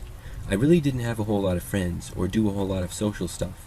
Most of my nights, I would be in my bedroom gaming. I did have a best friend named Josh though, and we would hang out all the time, or at least game online together. We went to school together as well. I should mention that this was back in like 2008. So I remember that one night my mom had to work a night shift, which she occasionally did. Josh came over to my house, and it was just us there with my mom being at work. We were in my bedroom playing video games. Out of nowhere, at like 9 o'clock at night, there was a random knock at the front door. It freaked us both out, because why would anybody come to the door at this hour? We paused our video games and walked over to the living room. I remember looking out the window to see that nobody was there. Then we went over to the front door and opened it. I looked around outside, but whoever had knocked on the door was gone. It seemed suspicious. However, I considered that it might be somebody at the wrong house or something like that. But after opening the door, we realized that there was a sticky note left on the wall of the house right next to the door. It had not been there before, obviously. I picked it up and read it. The note said, "Toys R Us, tomorrow night, 11 p.m. It gave us the exact address underneath it. I had no idea what this meant, but I felt a little spooked by this strange note, and then we went inside. Josh and I talked about it, wondering what the significance of it could be. Was this left at the wrong house? Did whoever left us this note know us? Could it be someone from school? We didn't really know of anybody who would do this kind of a thing as a joke, though. Like I said, I didn't have a ton of friends, so nothing like this had ever happened before. Josh and I then debated showing up to see what would happen at the Toys R Us if we went there, but overall it just seemed too sketchy of a situation. We returned to playing video games until Josh had to leave to go home later that night. The next day after school, Josh and I were hanging out again. At night, we were at my house with my mom working late again, so it was basically the same setup as the previous night. As it started to get late, we remembered the note from the previous night. I guess we were both curious, and we talked about it for a while, and then decided to go. We both left the house and went out to Josh's car at about 10:30. The address of the Toys R Us that we were supposed to go to was one that was not that far away. It was one that I had been to as a child. However, the store had recently closed the previous year, and now it was just an abandoned building. But it still had the Toys R Us sign and stuff, so that was already weird to go to this abandoned place. And I'm not going to lie, I was pretty nervous. Josh drove us to the location, and we arrived at probably 10:45, so we were a little bit early. When we got there, Josh backed into one of the spots on the far side of the parking lot. It was completely empty aside from us, and really dark too. There were a few high dim lights at each corner, but other than that, nothing. The large Toys R Us building was completely abandoned and empty. It was dark and completely silent in the parking lot. Josh and I debated leaving, but we decided not to. We were talking to each other, wondering who was going to show up. It felt like we were on a stakeout, and it was both exciting and fun, and also creepy and terrifying. I thought that probably nobody would show up at all. I figured that it was all some kind of a prank, or just somebody randomly messing with us. Or maybe it was a mistake, and whoever wrote the note had realized that and now was not coming. The property of the Toys R Us was also kind of secluded. There was a lot more businesses down the road, but in this one particular spot, it was sort of on the edge of the commercial area. This quiet sort of access road went towards the other stores, but past the Toys R Us, it just went down and connected with a busier road. There wasn't much of a reason to drive past here anymore with the Toys R Us being gone, so the road surrounding it was really quiet as well. And around the building of the Toys R Us store was a small grass area, some trees, and fences as well. It continued to approach 11 o'clock. We were talking to each other still and debating all the possible scenarios. We were joking around a little bit, but I was actually quite nervous. Then, finally, it was 11 o'clock. At first, there was nothing, but Josh didn't leave just yet. We continued talking, and I was starting to feel less nervous, thinking whoever had left the note was probably not showing up. It soon became 11:01, and then 11:02. Then, all of a sudden, we saw these headlights come down the road on the opposite end of the parking lot. It could just be a random car coming down the road, I thought. But then the car turned into the Toys R Us parking lot. There was no doubt in my mind that this was the person who had left us that note. It looked to be an older but larger SUV, like maybe a Chevy Suburban from the 90s. The vehicle drove very slowly in the parking lot and then parked in a space directly facing us, but still a long distance away. It was next to one of the old cart corrals from the Toys R Us. We were still parked there, not knowing what to do, and we didn't move. Then the car flashed its brights at us several times. It was weird. We could not tell who was driving or how many people were in the vehicle. It was far away, and the windows appeared tinted. We still didn't move. After it flashed its brights a few times, it stopped doing that and then just sat there. There was no way either Josh or I was going to get out of the car and see who that was or what they wanted. After us and them were just sitting there in the parking lot for like a minute, suddenly the other car moved. It started driving extremely fast right away. In fact, it screeched the tires as it left the spot, and it was driving straight for us. Josh didn't move the car. I think he was too shocked to. Within seconds, the car got right to us and then slammed on its brakes. It stopped literally in the spot right next to us. We both looked over. Even though the windows were tinted, we saw this guy in the driver's seat and another guy in the passenger seat. They were both wearing ski masks and sunglasses with them. When we saw that, it was really scary. Josh put the car into drive and began driving away to leave. He instantly turned and went for the exit of the parking lot. The SUV went after us though. It followed us in the parking lot, and then right when we were making the turn to leave, the SUV actually bumped us from behind. Josh kept going as the SUV followed extremely close. We left the parking lot and went down that quiet road. The SUV backed off slightly but continued to follow. Neither of us said a word as we were both too freaked out to speak. We drove down that road and then went down another one. This road was also completely empty aside from us. After driving down that road with the SUV following us for a short ways, it suddenly turned and went in another direction. We drove the rest of the way back home completely freaked out. Both of us were now talking to each other, wondering what on earth had just happened. Josh got back to my house, dropped me off, and then left to go back to his house. Thankfully, there was barely any damage to his car from the bump. I went back inside and was terrified that the SUV would show up at my house. Thankfully, it did not. I never saw it again or got any more strange notes on my front door. It's still something that I think about. Josh and I are still friends, and we bring it up from time to time. That was one of the craziest events of my life.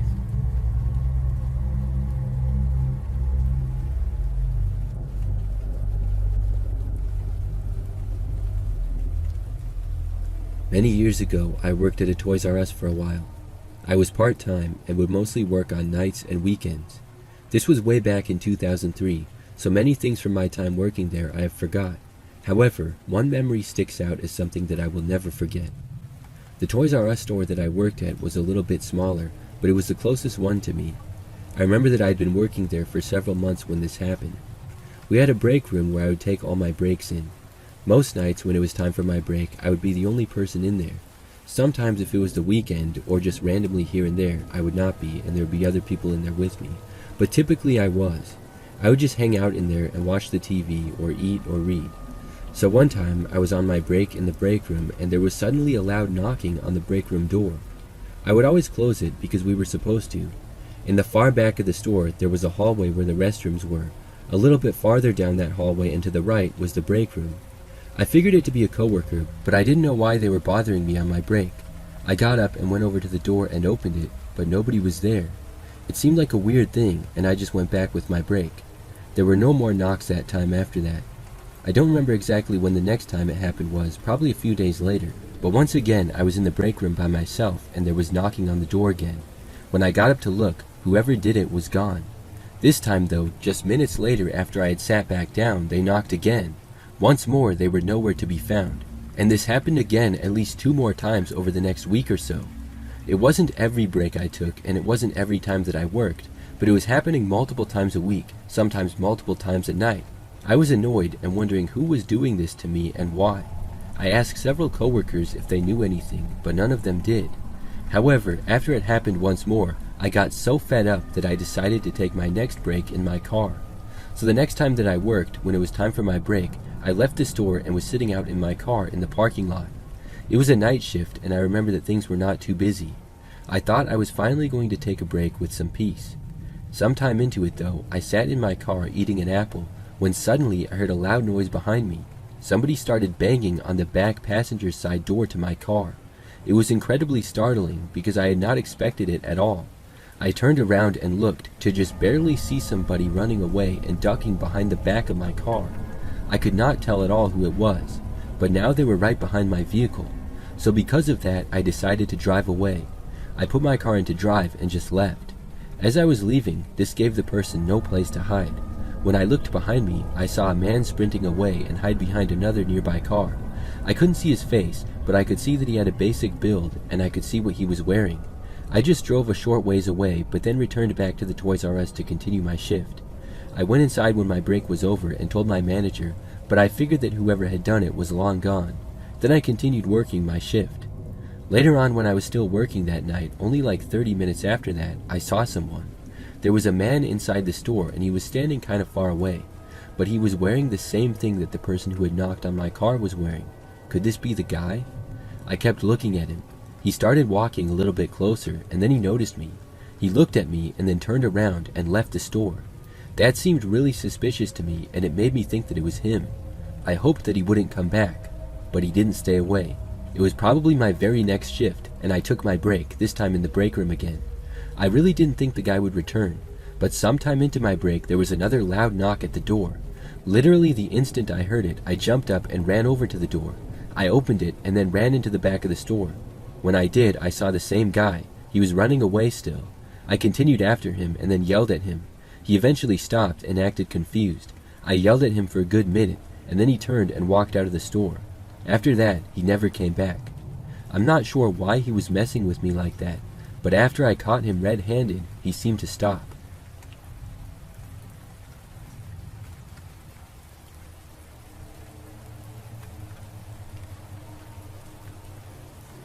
This is something that happened just last year, and it's still unexplainable to me. I live alone in a pretty typical apartment. I'm on the 3rd floor of a 5-story building that has lots of apartments in it. I've lived here for a few years now. On the night of this story, I was at home alone and just hanging out at my place. It was probably about 9 o'clock at night, and randomly I got a knock on my apartment door. I got up and then walked over to the door. I figured that it must be a neighbor at this hour, but I didn't know why they would be there. I had spoken to a few of my neighbors a few different times, but overall was not super close with any of them. When I got to the door, I looked out the peephole, but nobody was there. So then I opened the door and looked out. By now there was nobody in sight. However, on the floor right outside my door on the rug, there was a Toys R Us box. It was really weird because it was really old looking, like it was straight out of the 90s. It was basically a delivery box from Toys R Us, and it was kind of large too. I picked it up and took it inside, wondering what it was doing here at my front step. After bringing it in and examining it, I realized that it must be a mistake. However, after looking on the box, there was no address or name on it, no shipping indicators at all. It was like somebody had just took this and manually delivered it to me. I thought that it must be a mistake still, but out of curiosity I decided to open it. Inside was a bunch of toys, probably from Toys R Us. They were all vintage toys from the 90s, unopened in the packages. I closed the box back up and then kept it by my door. It was strange to me why somebody would deliver it so late and why it was even here. The next day, after I got back from work, I knocked on multiple doors of my neighbors. I went to my neighbor across the hallway, to my left, right, and the person who lived directly above me and the person who lived directly below me as well. I really wanted the rightful owner to get their box, but each person said it wasn't theirs. I asked them each if they had any idea who it would be, but nobody did. They all seemed just as confused as me, and I was beginning to feel like a crazy person for asking all my neighbors if they were expecting a Toys R Us box from the 90s. So I just kept it and didn't know what else to do. But that very same night, something else strange happened. It was once again fairly late, this time I think later than the previous night. There was a knock on my door. I got up and ran over to the door this time. Instead of looking through the peephole, I just opened the door.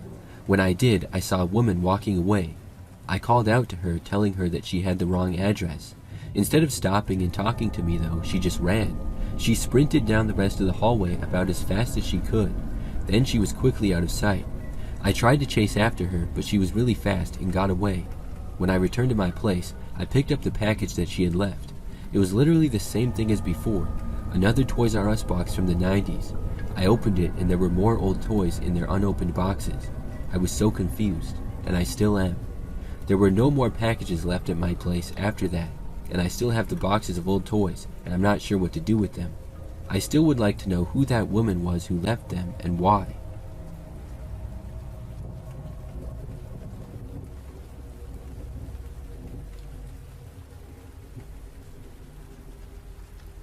This is a crazy situation that I was in many years ago. I was in college at the time and was young. Back then, most of my friends were good, but I had one kind of bad friend named May. She was honestly not that bad, but she put me in a few tough situations, like the one I'm about to talk about. I had known her since high school. We went way back, and May was usually nice, but unfortunately she got into drugs a little bit too much and hung out with some sketchy people. One night I got a text from her on my phone, asking if she could borrow some money from me. She claimed that it was for her rent and said that she just needed $200 in cash. She had borrowed from me once before and did pay me back, so I found her to be trustworthy. I told her okay, and then she asked if she could have it now. It was like 10 o'clock at night, and I didn't think it was that desperate of a situation. I asked her if it could wait, but she said no. I was annoyed, but I said okay and told her that I would go now. Then I remember she called me on the phone and confirmed that I could do it, and I said yes. She said she was not at home, but gave me an address and said to meet her there. When I got to the address, it was an old Toys R Us in town about 10 minutes away. I was confused because this Toys R Us was abandoned. I thought that maybe it had changed to a new business now. Perhaps she had got a job there. I really didn't know, but I was young and clueless. So I drove there and got to the parking lot, which was dark and it was abandoned. My car was the only one in the entire place. There was no other business there, just the old Toys R Us, which was closed. I texted May asking where she was, saying that I was at the address she had given me, but it took me to an abandoned Toys R Us. She texted back saying that it was correct, and told me to walk around back and she was over there. By now I was feeling creeped out, and I felt like I should not have agreed to lend her the money, but I left my car and began walking. It was really dark, as the Toys R Us had been abandoned for probably several years. It was just a vacant building now, and the parking lot had weeds growing out of it. So I went around and behind the building, and there was this back alleyway. It was the old delivery spot where trucks would bring the products to the Toys R Us, and it was even darker back there. I didn't see May or anybody. As I walked back there, I pulled out my phone to call May and ask her what in the world was going on. But just then is when I heard a door open from just up ahead and to my right. I looked up and saw a man opening a back door to the Toys R Us. He waved me forward and told me to come inside. But when I got to the door, he said that he needed my phone. He was a big, kind of scary-looking guy, and I reluctantly gave it to him, but he said he would give it back to me. Then I went inside, still very confused. I was in this dark back room area, and then I saw this other guy as well as May. She asked for the money, and I gave it to her and asked why we were in the back of an abandoned Toys R Us. She didn't answer me. She then gave the money to the other guy, and they told us to leave, so we left. I got my phone back, and May said that she needed a ride back home. So I drove her home and asked her what that was all about. Well, she told me that she owed those guys money for drugs, and they wouldn't let her leave until she paid them. I guess she was in debt to them or something. I dropped her off and told her don't bother me with that kind of stuff again. Who knows what could have happened? She could have got us both killed or something. After that, I didn't talk to her for a while. But that's a night that I will certainly never forget.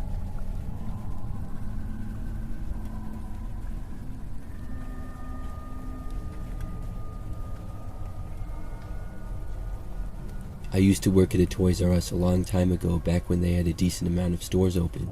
It was obviously a very popular place for people to buy toys, and we carried just about everything you could want. We also had a great selection of video games. In my time working at Toys R Us, I was a cashier. I only worked there for about 6 months. For the most part, it was a decent job, and most of the people there were nice. One day, I was working a really long shift. I started in the morning and got off in the late afternoon. I think it was a Saturday because we were pretty busy for the whole day, I remember.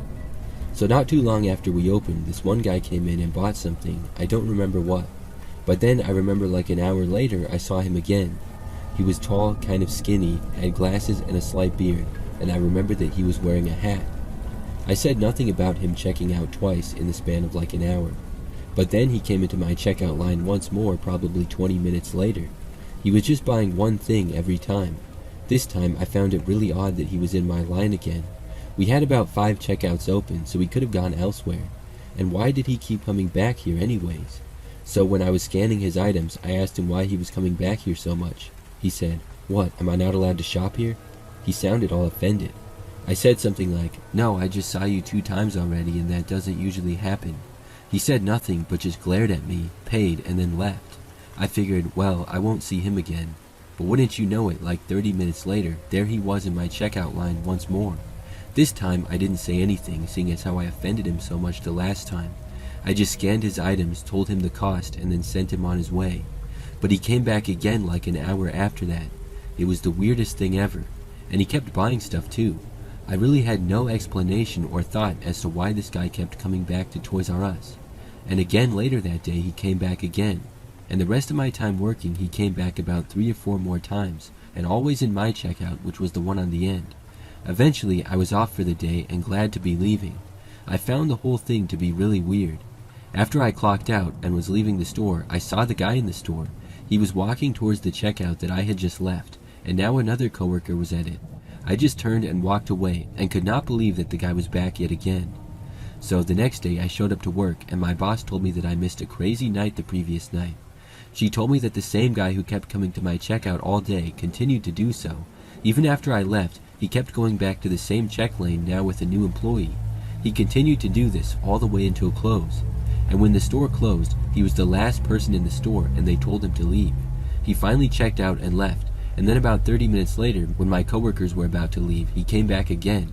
He started banging on the doors and they told him that Toys R Us was closed, but he insisted that he needed to get in and buy something. They would not let him in, and the man tried to run past them into the store. He refused to leave the property, and they called the cops, who finally got the guy to leave. Thankfully, he didn't show up again the next day. I never saw him again. I'm not sure why he kept going back all those times. It was really weird.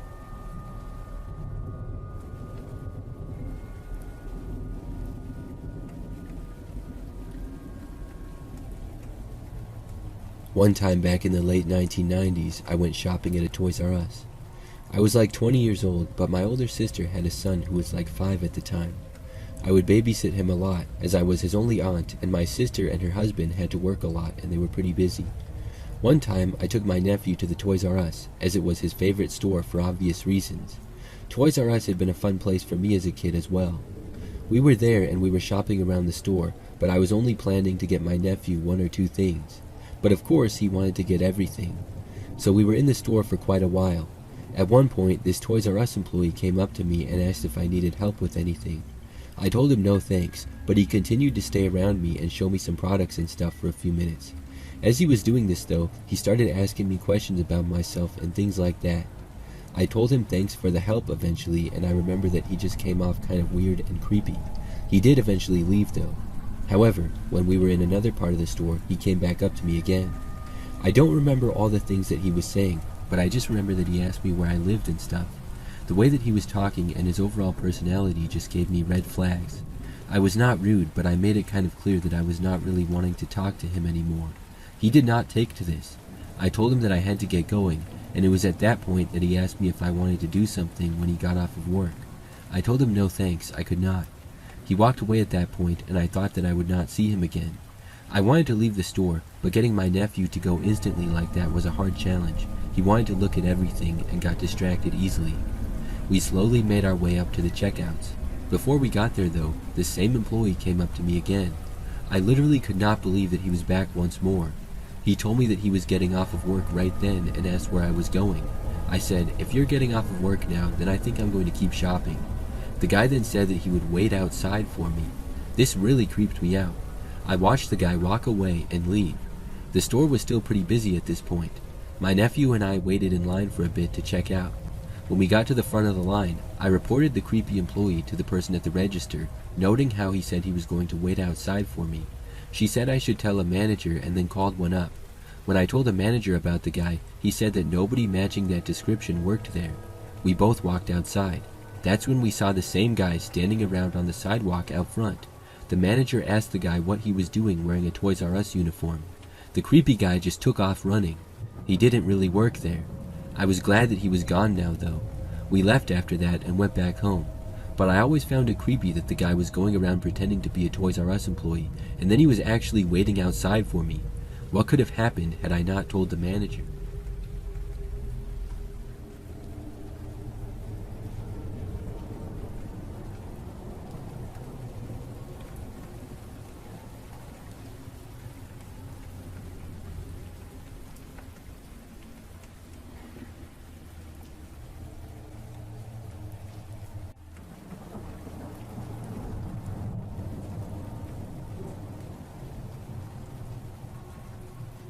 Several years ago, I got a new job. It was a step up from my old one. I will spare you the boring details of the job, but basically I work in an office and in marketing. This new job was a bit of a step up from my old one. I would be doing the same thing, but in a better position. I also thought that the company was better, and I made more money, so it was a good career move. My first day working at my new job, things went well. However, I wanted to stay after to help myself be able to get acclimated better with everything. So I ended up staying back and being the last person there that night. It's some things that I probably could have done at home, but I preferred to just stay back and do it at the office. By 6 o'clock at night, the office was pretty much completely empty aside from me. However, I stayed until almost 9. For the last few hours that I was there, most of the lights were off and it was completely quiet. I stayed busy and focused on what I was doing. So much so that after hearing a noise on the other side of the office, I completely ignored it. It didn't even click until a couple of minutes later when I heard it again, that why would I be hearing a noise? I was the only person there, so nobody else should obviously be in the office with me. Our office is not too big, but decent sized. It's just a one-story building, but the space is divided pretty well with cubicles and a few different rooms and larger offices. I had an actual office, but my door was open, and so I could see out to the cubicle space, or at least most of it, but the noises were still out of my view. I stopped what I was doing and listened. At that point, I didn't hear anything for a little while, so I went back to work, planning to now finish up very soon. I had a sort of creeped out feeling, but that was not a surprise with me being the only person in a dark office at night. As I was finishing, I did not hear any more sounds. I figured that I would look around the office before leaving, though. When I was finally done, I left my office. As soon as I stepped out, I heard the sound of somebody walking a ways away. I did not know who it would be. I walked forward, now feeling nervous. Then I looked up ahead, and to the right I saw movement. I asked, "Who's there?" Then I saw a man wearing a dark coat turn around. He looked surprised to see me. He said, "Who are you? I didn't know you were here."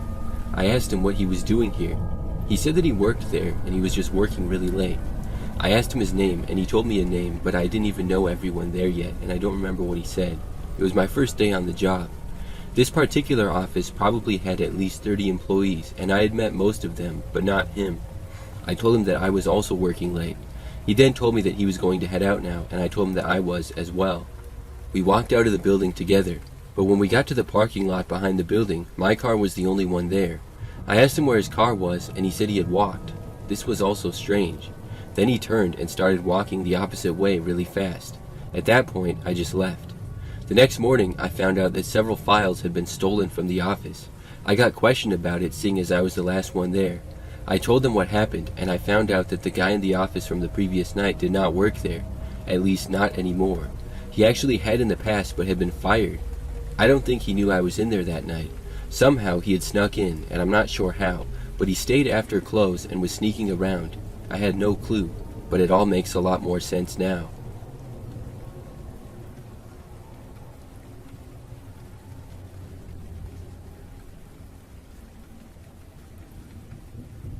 In 2022, I started work as an overnight custodian in a high school.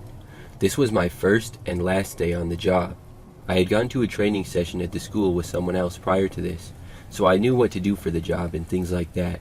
I got the job already during the school year because I heard the previous person had quit. I was not bothered by having to work overnights, and I thought that it wasn't that big of a deal. but I would be the only person in the entire school for most of the time when I was there. This also did not bother me. I felt ready for the job. I thought that it would be easy being all by myself in this large building and simply doing the tasks that I had to do. There wasn't a whole lot of thinking involved, it was pretty much just doing work. I would clean floors in the hallway, bathrooms, and some other common areas. All the classrooms would be locked as they pretty much belonged to their teachers. The school was pretty average for a high school, maybe slightly on the smaller size, but there were still many hallways and places to keep me busy cleaning for the overnight hours. So my first day there, I arrived, and I was with another night custodian for a while before he left. Now, by this point, all the lights in the school were off except for a few. Some of them were motion activated, so they would turn off automatically, and then when you walked back near where they would turn on again. So I was working that night by myself, and probably an hour in, I heard footsteps down a hallway not too far away from me. Right away I thought someone was there, but it made no sense, because the school was obviously closed, and nobody was supposed to be there. I called out, "Is anybody there?" but did not get a response. I walked over to where I had heard the noise. I really was not that scared, more so just annoyed, but when I went around the corner, there was no one there. I kept walking around, however, there were multiple places the person could have gone. I went back to what I was doing. The footsteps I had heard had not been that close to me. To be honest, I started to wonder if I had imagined it. I remember that a while later, I went to this one hallway at this far end of the school. Walking over there, multiple lights turned on as they were motion activated like I mentioned before. But when I got to that far hallway, the lights were already on, which was weird. It made me wonder if I did hear someone in the school and if they had walked in this hallway. When I was over there working, I didn't hear anything at first, but maybe 10 minutes later, heard the unmistakable sound of footsteps in another nearby hallway. I stopped again and listened to try to figure out where exactly this was coming from. It sounded to be sort of far away. I began walking over there. As soon as I did, I heard this really creepy sounding man's laughter. It made me stop in my tracks. And then I heard the footsteps seem to turn around and start walking closer. Suddenly, I just wanted to get out of there. But whoever it was did not go down my hallway, but instead went someplace else. By now, I knew that somebody else was in the school. I wasn't sure whether to call the police or what. It was my first day, and I didn't want to have to call the cops on the first day of work. I chose to walk after where I had heard the footsteps going. I started yelling that I was going to call the cops if they didn't leave. My hope was that I would scare the person off. Why would they be in the school like this? I had no idea. But now they had gotten away, and I had no idea where this person was. I spent a good 10 or 20 minutes walking and jogging down random hallways looking for this guy. A few times I was sure that I heard footsteps a ways away, but I was never close enough to see him. Finally, I went back to where I had been before, where my mop and cleaning supplies were. When I got there, I saw that they had been messed up. My mop was knocked over and my cleaning cart was also knocked on the ground. I knew the guy had done it. He seemed to be messing with me now. I continued trying to work, now feeling paranoid. I moved to another location after a while. I was in this spot when I was sort of out in an open area, and out of nowhere behind me, like 20 feet behind me, I heard the man's creepy laugh again. It was one of the creepiest moments of my life. I turned around and just barely saw someone move around the corner. I was so creeped out. For the rest of my shift, I just stayed by the front of the school. I didn't hear anything else though. I made up my mind that I was going to quit, and I admitted to myself that I wasn't cut out for the job. When another custodian arrived in the early morning, I told him what happened. The entire school got searched, but the man was gone. I never saw him, and I'm not sure why he was messing with me like that. I'm glad that I quit though.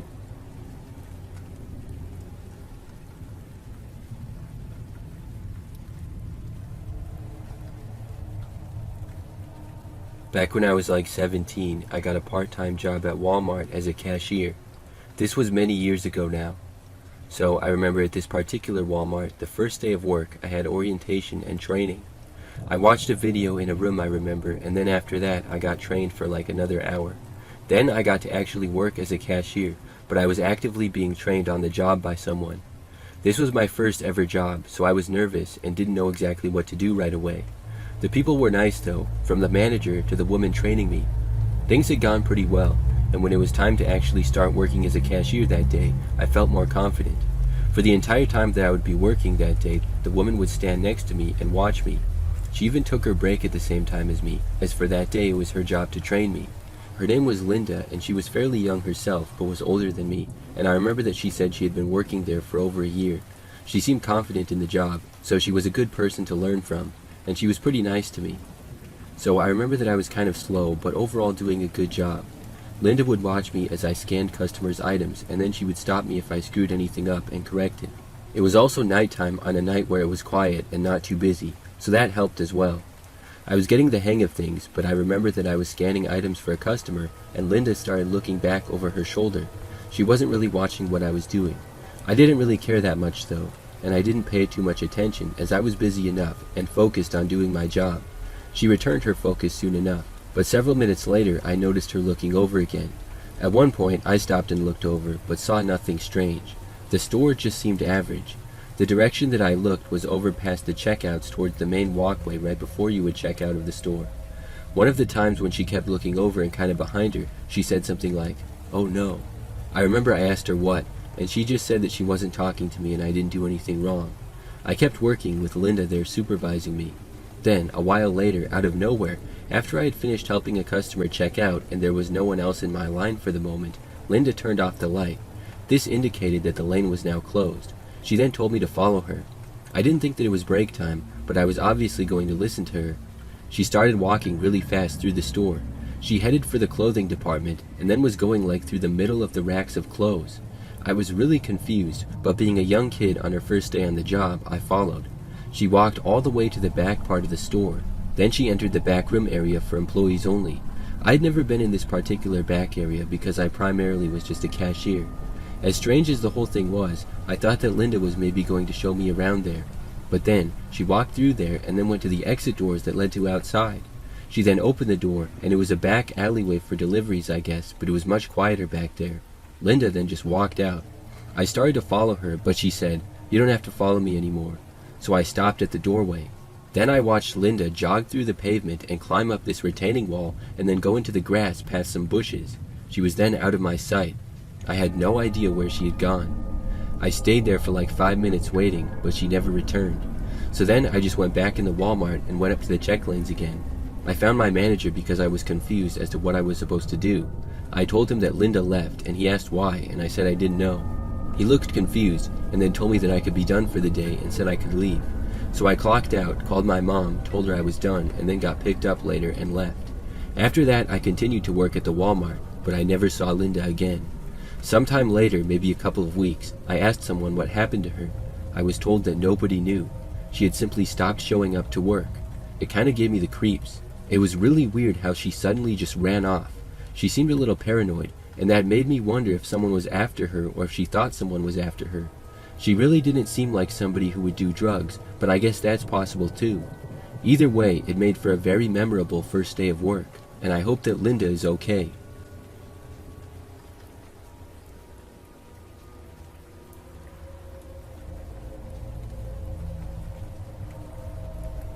I had a bit of drama at one of my jobs once. Basically, my coworkers started stalking me. I worked in an office building, and this guy was newly hired and a total creep. To spare you the long backstory, he asked me out once, in literally his first week of work there, and I said no because I was seeing someone at the time. This guy apparently asked out multiple other women around the office as well. But anyways, for some reason he seemed most interested in me. He added me on several forms of social media, and then used them to inappropriately message me. At first, I did not report it, but around the office, even though he worked not that close to me but in another room, we would still see each other around. He confronted me for not responding to him online, and it was kind of an ugly scene. After that, he ended up showing up at my house. I didn't answer the door, and he didn't break in or anything, but it was still pretty crazy, and at that point, I reported him. He ended up getting fired for it. I'm surprised that he even got the job in the first place, because all my other coworkers were super nice. Anyways, not long after this, I ended up moving to another office. It was the same company, but a different place of work. I started work here one day and was excited about the fresh start. The office was closer to my house also, and overall was nicer. I remember that on the first day of work, things got off to a good start. The people were nice, my office was comfortable and I liked it, and overall the day was going by well. That was until out of nowhere I looked up and saw the same guy who had stalked me before. I had no idea what he was doing here. I also had no clue how he knew that I had changed offices. When I saw him, he saw me and started walking over. I didn't know how he had even gotten up here because we were on the 10th floor of a tall building. He walked right up to me and said hi as if nothing had ever happened. I asked him what he was doing here. He said that he wanted to see me, and I told him how he was not supposed to be here and I could call security. He said that I had gotten him fired, and I said, no, you got yourself fired. I told him to leave now and never come back, and I won't call security on you now, but if I have to call security, you'll be in big trouble. He looked surprised and then angry, and then said something like, okay, fine. Then he walked away. I watched where he went, and he seemed to head over to the stairwell. I was glad that he was gone, but this was also very concerning that he now knew where I worked again and stuff. So I continued on with work that day, and overall it went pretty well. By the end of the day, I had mostly forgot about the whole ordeal with the guy. However, after I got off work, I left and was heading to my car.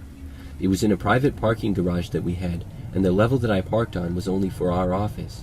When I approached my car, I saw the guy standing there. Now this I could not believe. He was still continuing to stalk me, even at my new job. I regretted not calling security on him earlier. When I saw him, I turned and started going back for the office. He started to walk after me, so I ran the rest of the way. He tried to chase after me, but I was able to make it back inside okay, and that particular door locked. I then went and found a security officer and told him about the guy.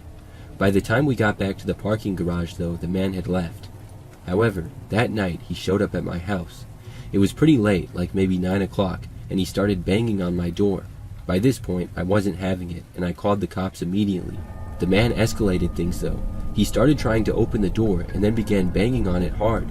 He then went around back and started banging on a window as well as trying the back door. Thank goodness the cops got there when they did. When they arrived, the man was attempting to break a back window and he was arrested. Since then, I haven't seen him. I still can't believe it all happened.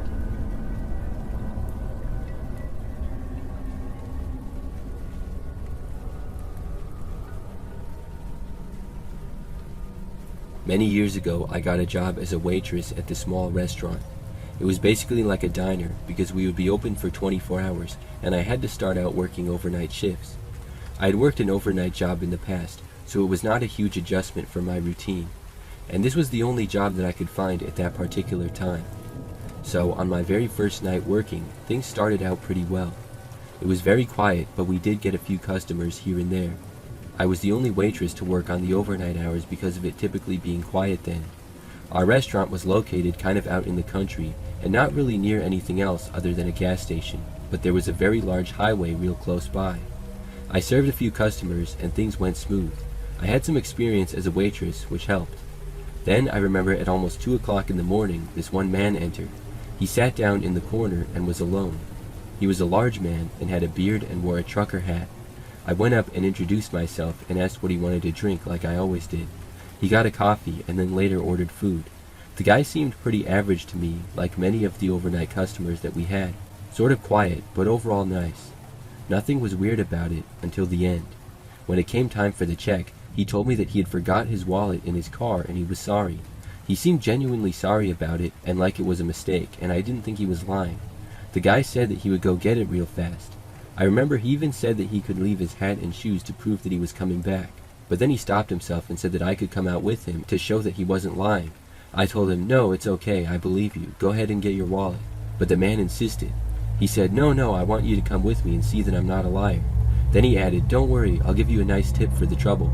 He grabbed the check and then kind of took my hand and led me to the door. In that moment, he was being really friendly, so I decided that I would go outside to his car with him to make it easier.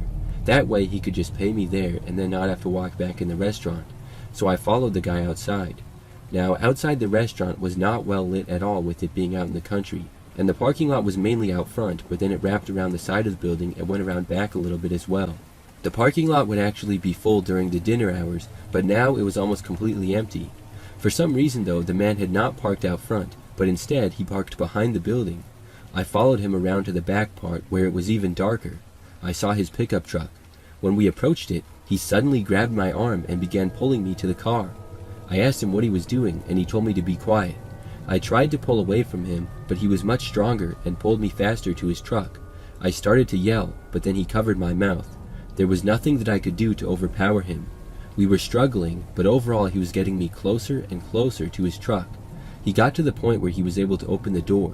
Just then, I heard something a ways back. The back door to the restaurant opened, and I saw our cook. Now, I don't know if he heard me yell or if he just happened to be going out back, but when he saw what was going on, he started yelling at the guy and came running over. This gave the guy basically no choice but to let me go. He quickly got into his truck and then drove away. The cook came up and asked if I was all right, and I was. He then called the cops. Unfortunately, we did not get the guy's license plate or really any information about him other than his description, and he left without paying too. I don't know if he was ever caught, but I'm really hoping that he was.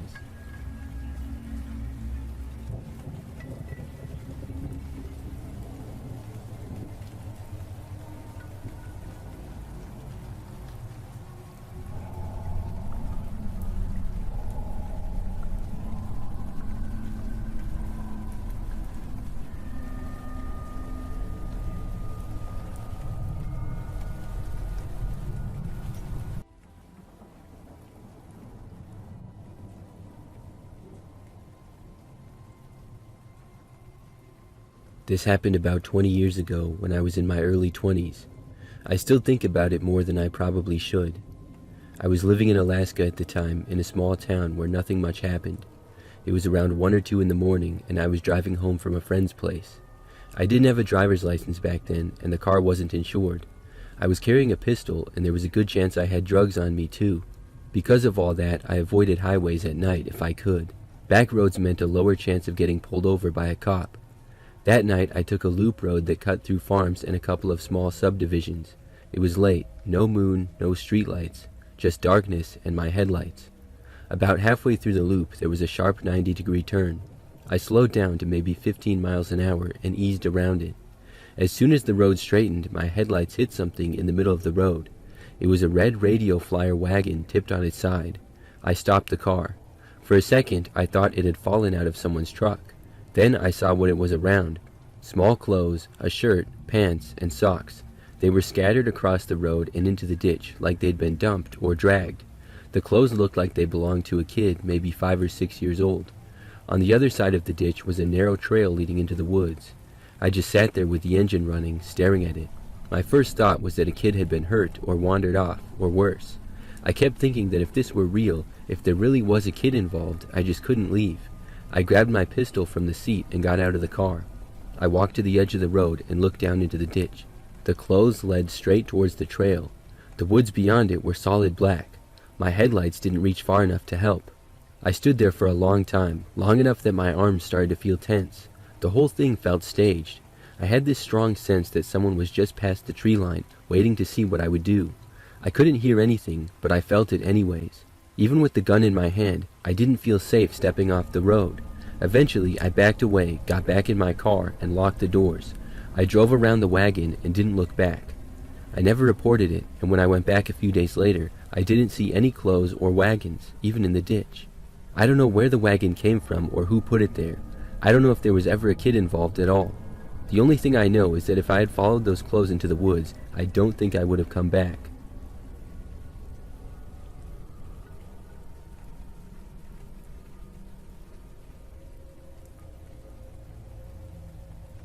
January 3rd, 2016 is a date I remember without trying. I was hunting behind my house north of Fort Bennett, Alaska. I was primarily hunting for elk, but would really shoot anything if I had the chance, including deer and bear. It was basically right out in my backyard, so I normally hunted alone, which wasn't unusual for me, and lots of Alaskans do it. That morning it was snowing, the steady kind that never really stopped. I walked out before noon with my rifle, moving slowly through the trees. Elk pass through that area every winter. I'd seen tracks the day before, fresh ones, so I decided to wait instead of walking. I found a snow buildup near a line of pines and dug myself in. I packed snow around my legs and waist to hide my scent and break my outline. Then I waited. Hours passed and the cold settled in, but I was used to it. No sign of elk or anything else yet, just snow and trees and the sound of my own breathing. I slowly scanned the woods. Everything looked the same until I caught movement near a pine tree about 50 yards out. Something moved fast, then stopped. I lifted my rifle and looked through the scope. I thought it might be a wolf or a bear moving wrong because of the snow. I waited. Something stepped out from behind a tree. I saw fur. That was enough for me. I adjusted my aim and pulled the trigger.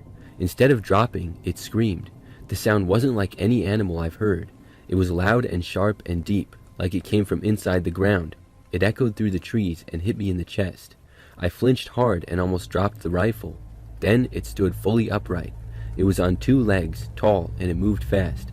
It turned towards me, and I could feel it locked onto me. I pulled myself out of the snow and ran. My house wasn't far, but it felt like miles. I could hear it behind me, crashing through the brush, not slowing down. At one point, I decided to hit the deck and spun around, raising my rifle to fire another shot since it was gaining on me. It was coming out of the trees, and I fired my gun. I have no idea if I even hit it or not, but it slowed down a little either from being hit or hearing another bullet ring out. It screamed again, shorter this time, and turned away. I fired once more as it ran. While I had fired those last two shots, though, I had been briefly able to see its face. Its face was pale, almost white, and its eyes were white too, no color at all. Its mouth was open, and its teeth were long and thin, like needles. When it disappeared into the trees, I didn't go after it. I went inside, locked the door, and waited, watching the woods for a long time. I tried to figure out what I had just seen, and my best guess was that it was a wendigo, but I don't really know. I still hunt and live out there on that property, but I've never gone back to that clearing where I was that day, or anywhere near it. I know it's still out there, and I don't want to remind it of me. I will never return to that clearing again.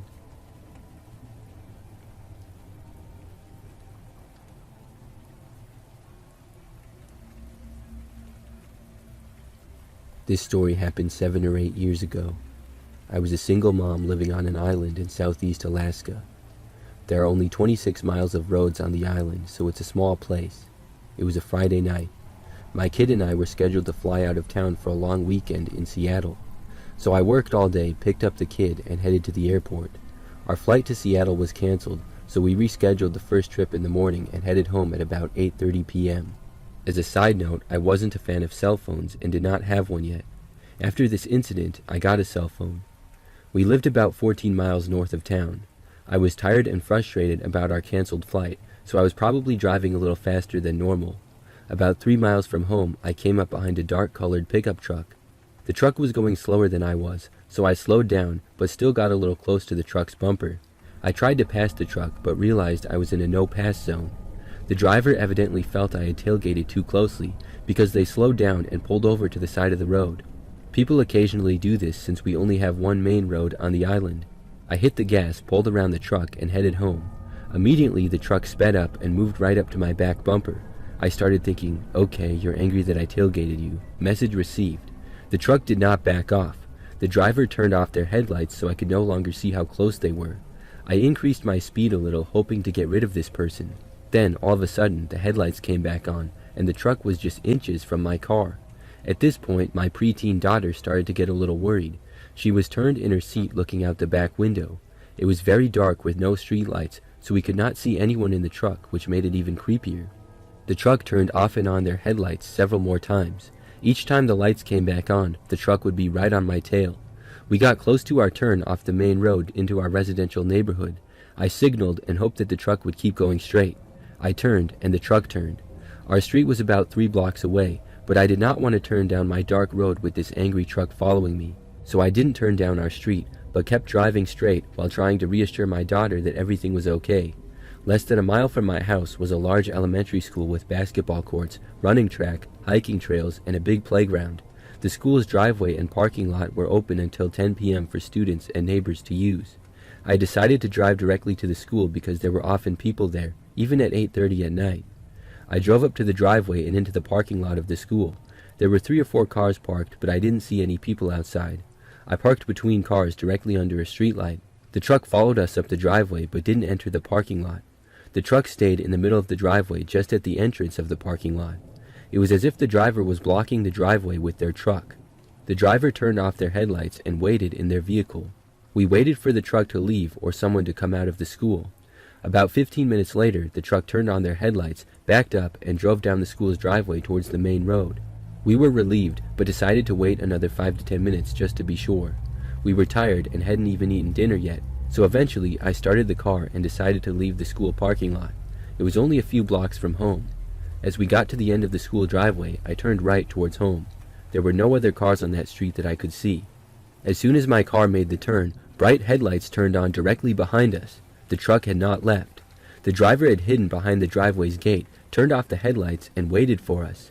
As soon as our car pulled out onto the highway, the driver turned on their headlights and high beams and rushed right up to my back bumper. To be truthful, this freaked me out. I don't get scared easily, but having that truck come right up at us with its bright white headlights in the very dark, deserted street was enough to get my adrenaline pumping. I couldn't keep driving around the neighborhood all night with the truck.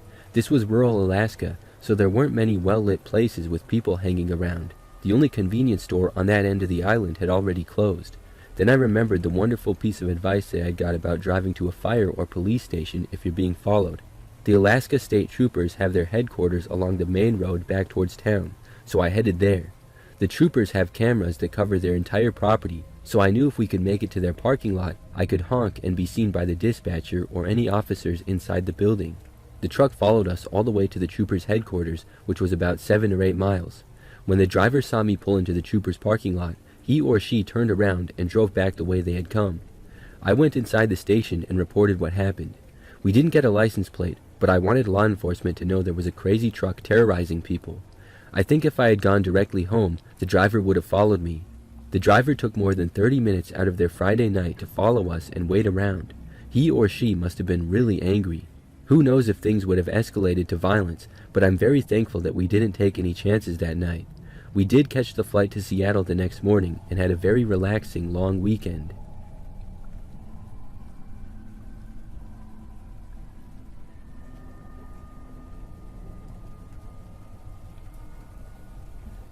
I'm a woman in my late 20s who has recently decided to take my personal safety more seriously. Last winter, my boyfriend got me my first handgun as a Valentine's Day present. The same one he had, as I already had a bunch of range time with it. My boyfriend and his kids and I live 20 minutes outside of town in a small cabin in Alaska. While we're tucked away mostly by trees, we do have neighbors around us in a small neighborhood. We know most of the people who live in our loop and are familiar with everyone who takes walks around it. One morning in mid-October, we found a pack of crumpled up and mostly empty cigarettes and a couple butts scattered in our driveway. We were slightly spooked because no one we know smokes and we hadn't had any visitors. I mentioned maybe our dog had dragged them out of a neighbor's trash can since he had run off a couple times recently, but my boyfriend was still suspicious of how they were arrayed. We got a little more weary but mostly shrugged it off. I was home alone a couple of mornings later and hanging around the house in my pajamas, drinking coffee and thinking about doing some house chores. My puppy had been outside for a while, and at one point him running past a window in my bedroom caught my eye. He was stopped in the driveway in a very strange low stance, staring. I looked towards where he was facing. There in the woods, 20 feet from my house and 10 feet from my dog, was a woman. The first thing I noticed was her hands. They were outstretched at her sides and adorned with orange latex gloves. Next, I noticed her long, straight black hair, black skinny jeans, and her t-shirt cut off at the shoulders. She was standing just behind a short pile of logs with her head tilted back and her eyes closed. My brain was frozen initially. She stood there making weird movements. I got my phone out and called my boyfriend twice in rapid succession with no answer. I pulled up my camera to document, but my hands were shaking as I noticed my dog inching closer to her in curiosity. He was doing a weird back and forward dance, still in a half-curious, half-cautious pose. My mind was racing on what to do. Should I be videoing, or should I confront her first? Should I grab my gun? What if she was armed? What kind of drugs was she on? I realized I didn't want my pup to go near the crazy lady and knew my boyfriend would be so disappointed if I confronted an iffy situation unarmed. I also didn't want to escalate the situation by waving a gun around. All of these thoughts rushed through my mind in rapid succession during the few seconds while I fumbled for my camera. My pup moved even closer to her, only a couple feet away, and I made up my mind. I dropped my phone on the bed and grabbed my pistol from the top of the dresser, slid it out of its holster, and pointed it down and out with my finger firmly on the trigger. I walked up to the front door and pulled it open. I stepped halfway out onto the steps with my right hand with the gun concealed behind the door. I can't for the life of me remember if I called for my dog or confronted her first, but in between every sentence I said to her, I called him back to me. The third time he listened, and I ushered him inside. I called out, "Ma'am, what are you doing?" She looked up at me mildly surprised and said kind of quietly, "Nothing." I stated, "Well, you're on my property and you're behaving very strangely." I was relieved to hear my voice was steady. She paused for a minute and said, "No, I'm going to Val's house." I asked her where Val's house was, as I was trying to get an idea of where she came from. She pointed at the house I was standing half outside of and said, "That's Val's house." I said very firmly, "No, this is my house." She responded with, "Okay, I'll leave." She started gathering objects from the ground, what looked like a red bandana, a dark sweater, and after a few seconds of watching her fumble, I realized she was putting her boots on. She stumbled through the woods towards the driveway, and I shut the door and ran for my phone. I got a video of her walking in wide zigzags down my driveway. Later watching the video, I picked up more details I hadn't noticed, like the fact that she was wearing nice pricey boots and had a full sleeve tattooed on her right arm.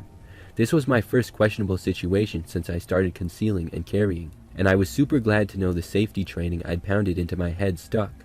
We posted the video on our local group page, and one of our neighbors messaged us not long after saying they'd found her clothes in their driveway and sent pictures. We never got any more info on who she was or who her friend Val was. I checked the woods multiple times and couldn't tell if she'd been sleeping there. I can't imagine my dog would have let her go unnoticed. I went through each shed and storage place on our property for signs of activity or anything missing, and it all looked normal, but we started locking up better after that.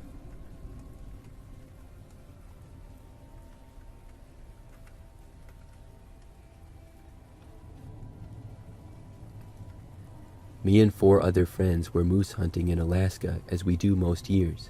This particular year we were 8 miles in with no trail and no outside noise. Everything we had was on our backs.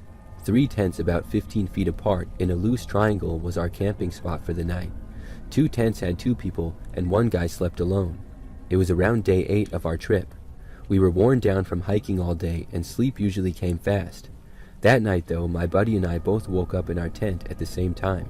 We just rolled over and looked at each other. He had the same look I did, wondering why we both woke up at the same time. About 10 seconds later, the rain started, and it turned into a sudden downpour. It was so loud it swallowed everything else. We figured maybe our bodies felt a pressure change or something, and that's why we woke up before the rain. We both turned back over to go to bed, and then through the rain we heard a voice. The voice was one of our friends, who shouted, "Hey, get out of here." We both sat up. I yelled towards the other tents, asking if anyone was up. No answer. I yelled again and still heard nothing. At that point, I was really creeped out. We started pulling on boots and jackets, fumbling with zippers and headlamps. After a few seconds, we heard the 2 guys in tent number 2 yell back that they were awake and asked what was going on. There was still nothing from the guy who was sleeping in the solo tent. We grabbed our rifles and stepped out into the rain. It had only been maybe a minute since we first woke up, but it felt longer. Mud was already forming around the tents. We called out to the solo guy by name. A few seconds passed. Then he yelled back, "Sorry, I'm good. I punched a bear." We all froze for a second, not sure if we heard him right. Once he came out of his tent, we saw his hand. It was bleeding pretty good. He said he'd been asleep when the side of his tent pushed in and touched his head. He half woke up and shoved it back, thinking it was wind. Then it pushed harder, and that's when he punched it. The tent lines were ripped out of the ground, and there were claw marks in the mud leading away, and clear bear tracks sinking deep into the wet soil. It was probably a young, curious black bear, but nonetheless, none of us slept the rest of that night.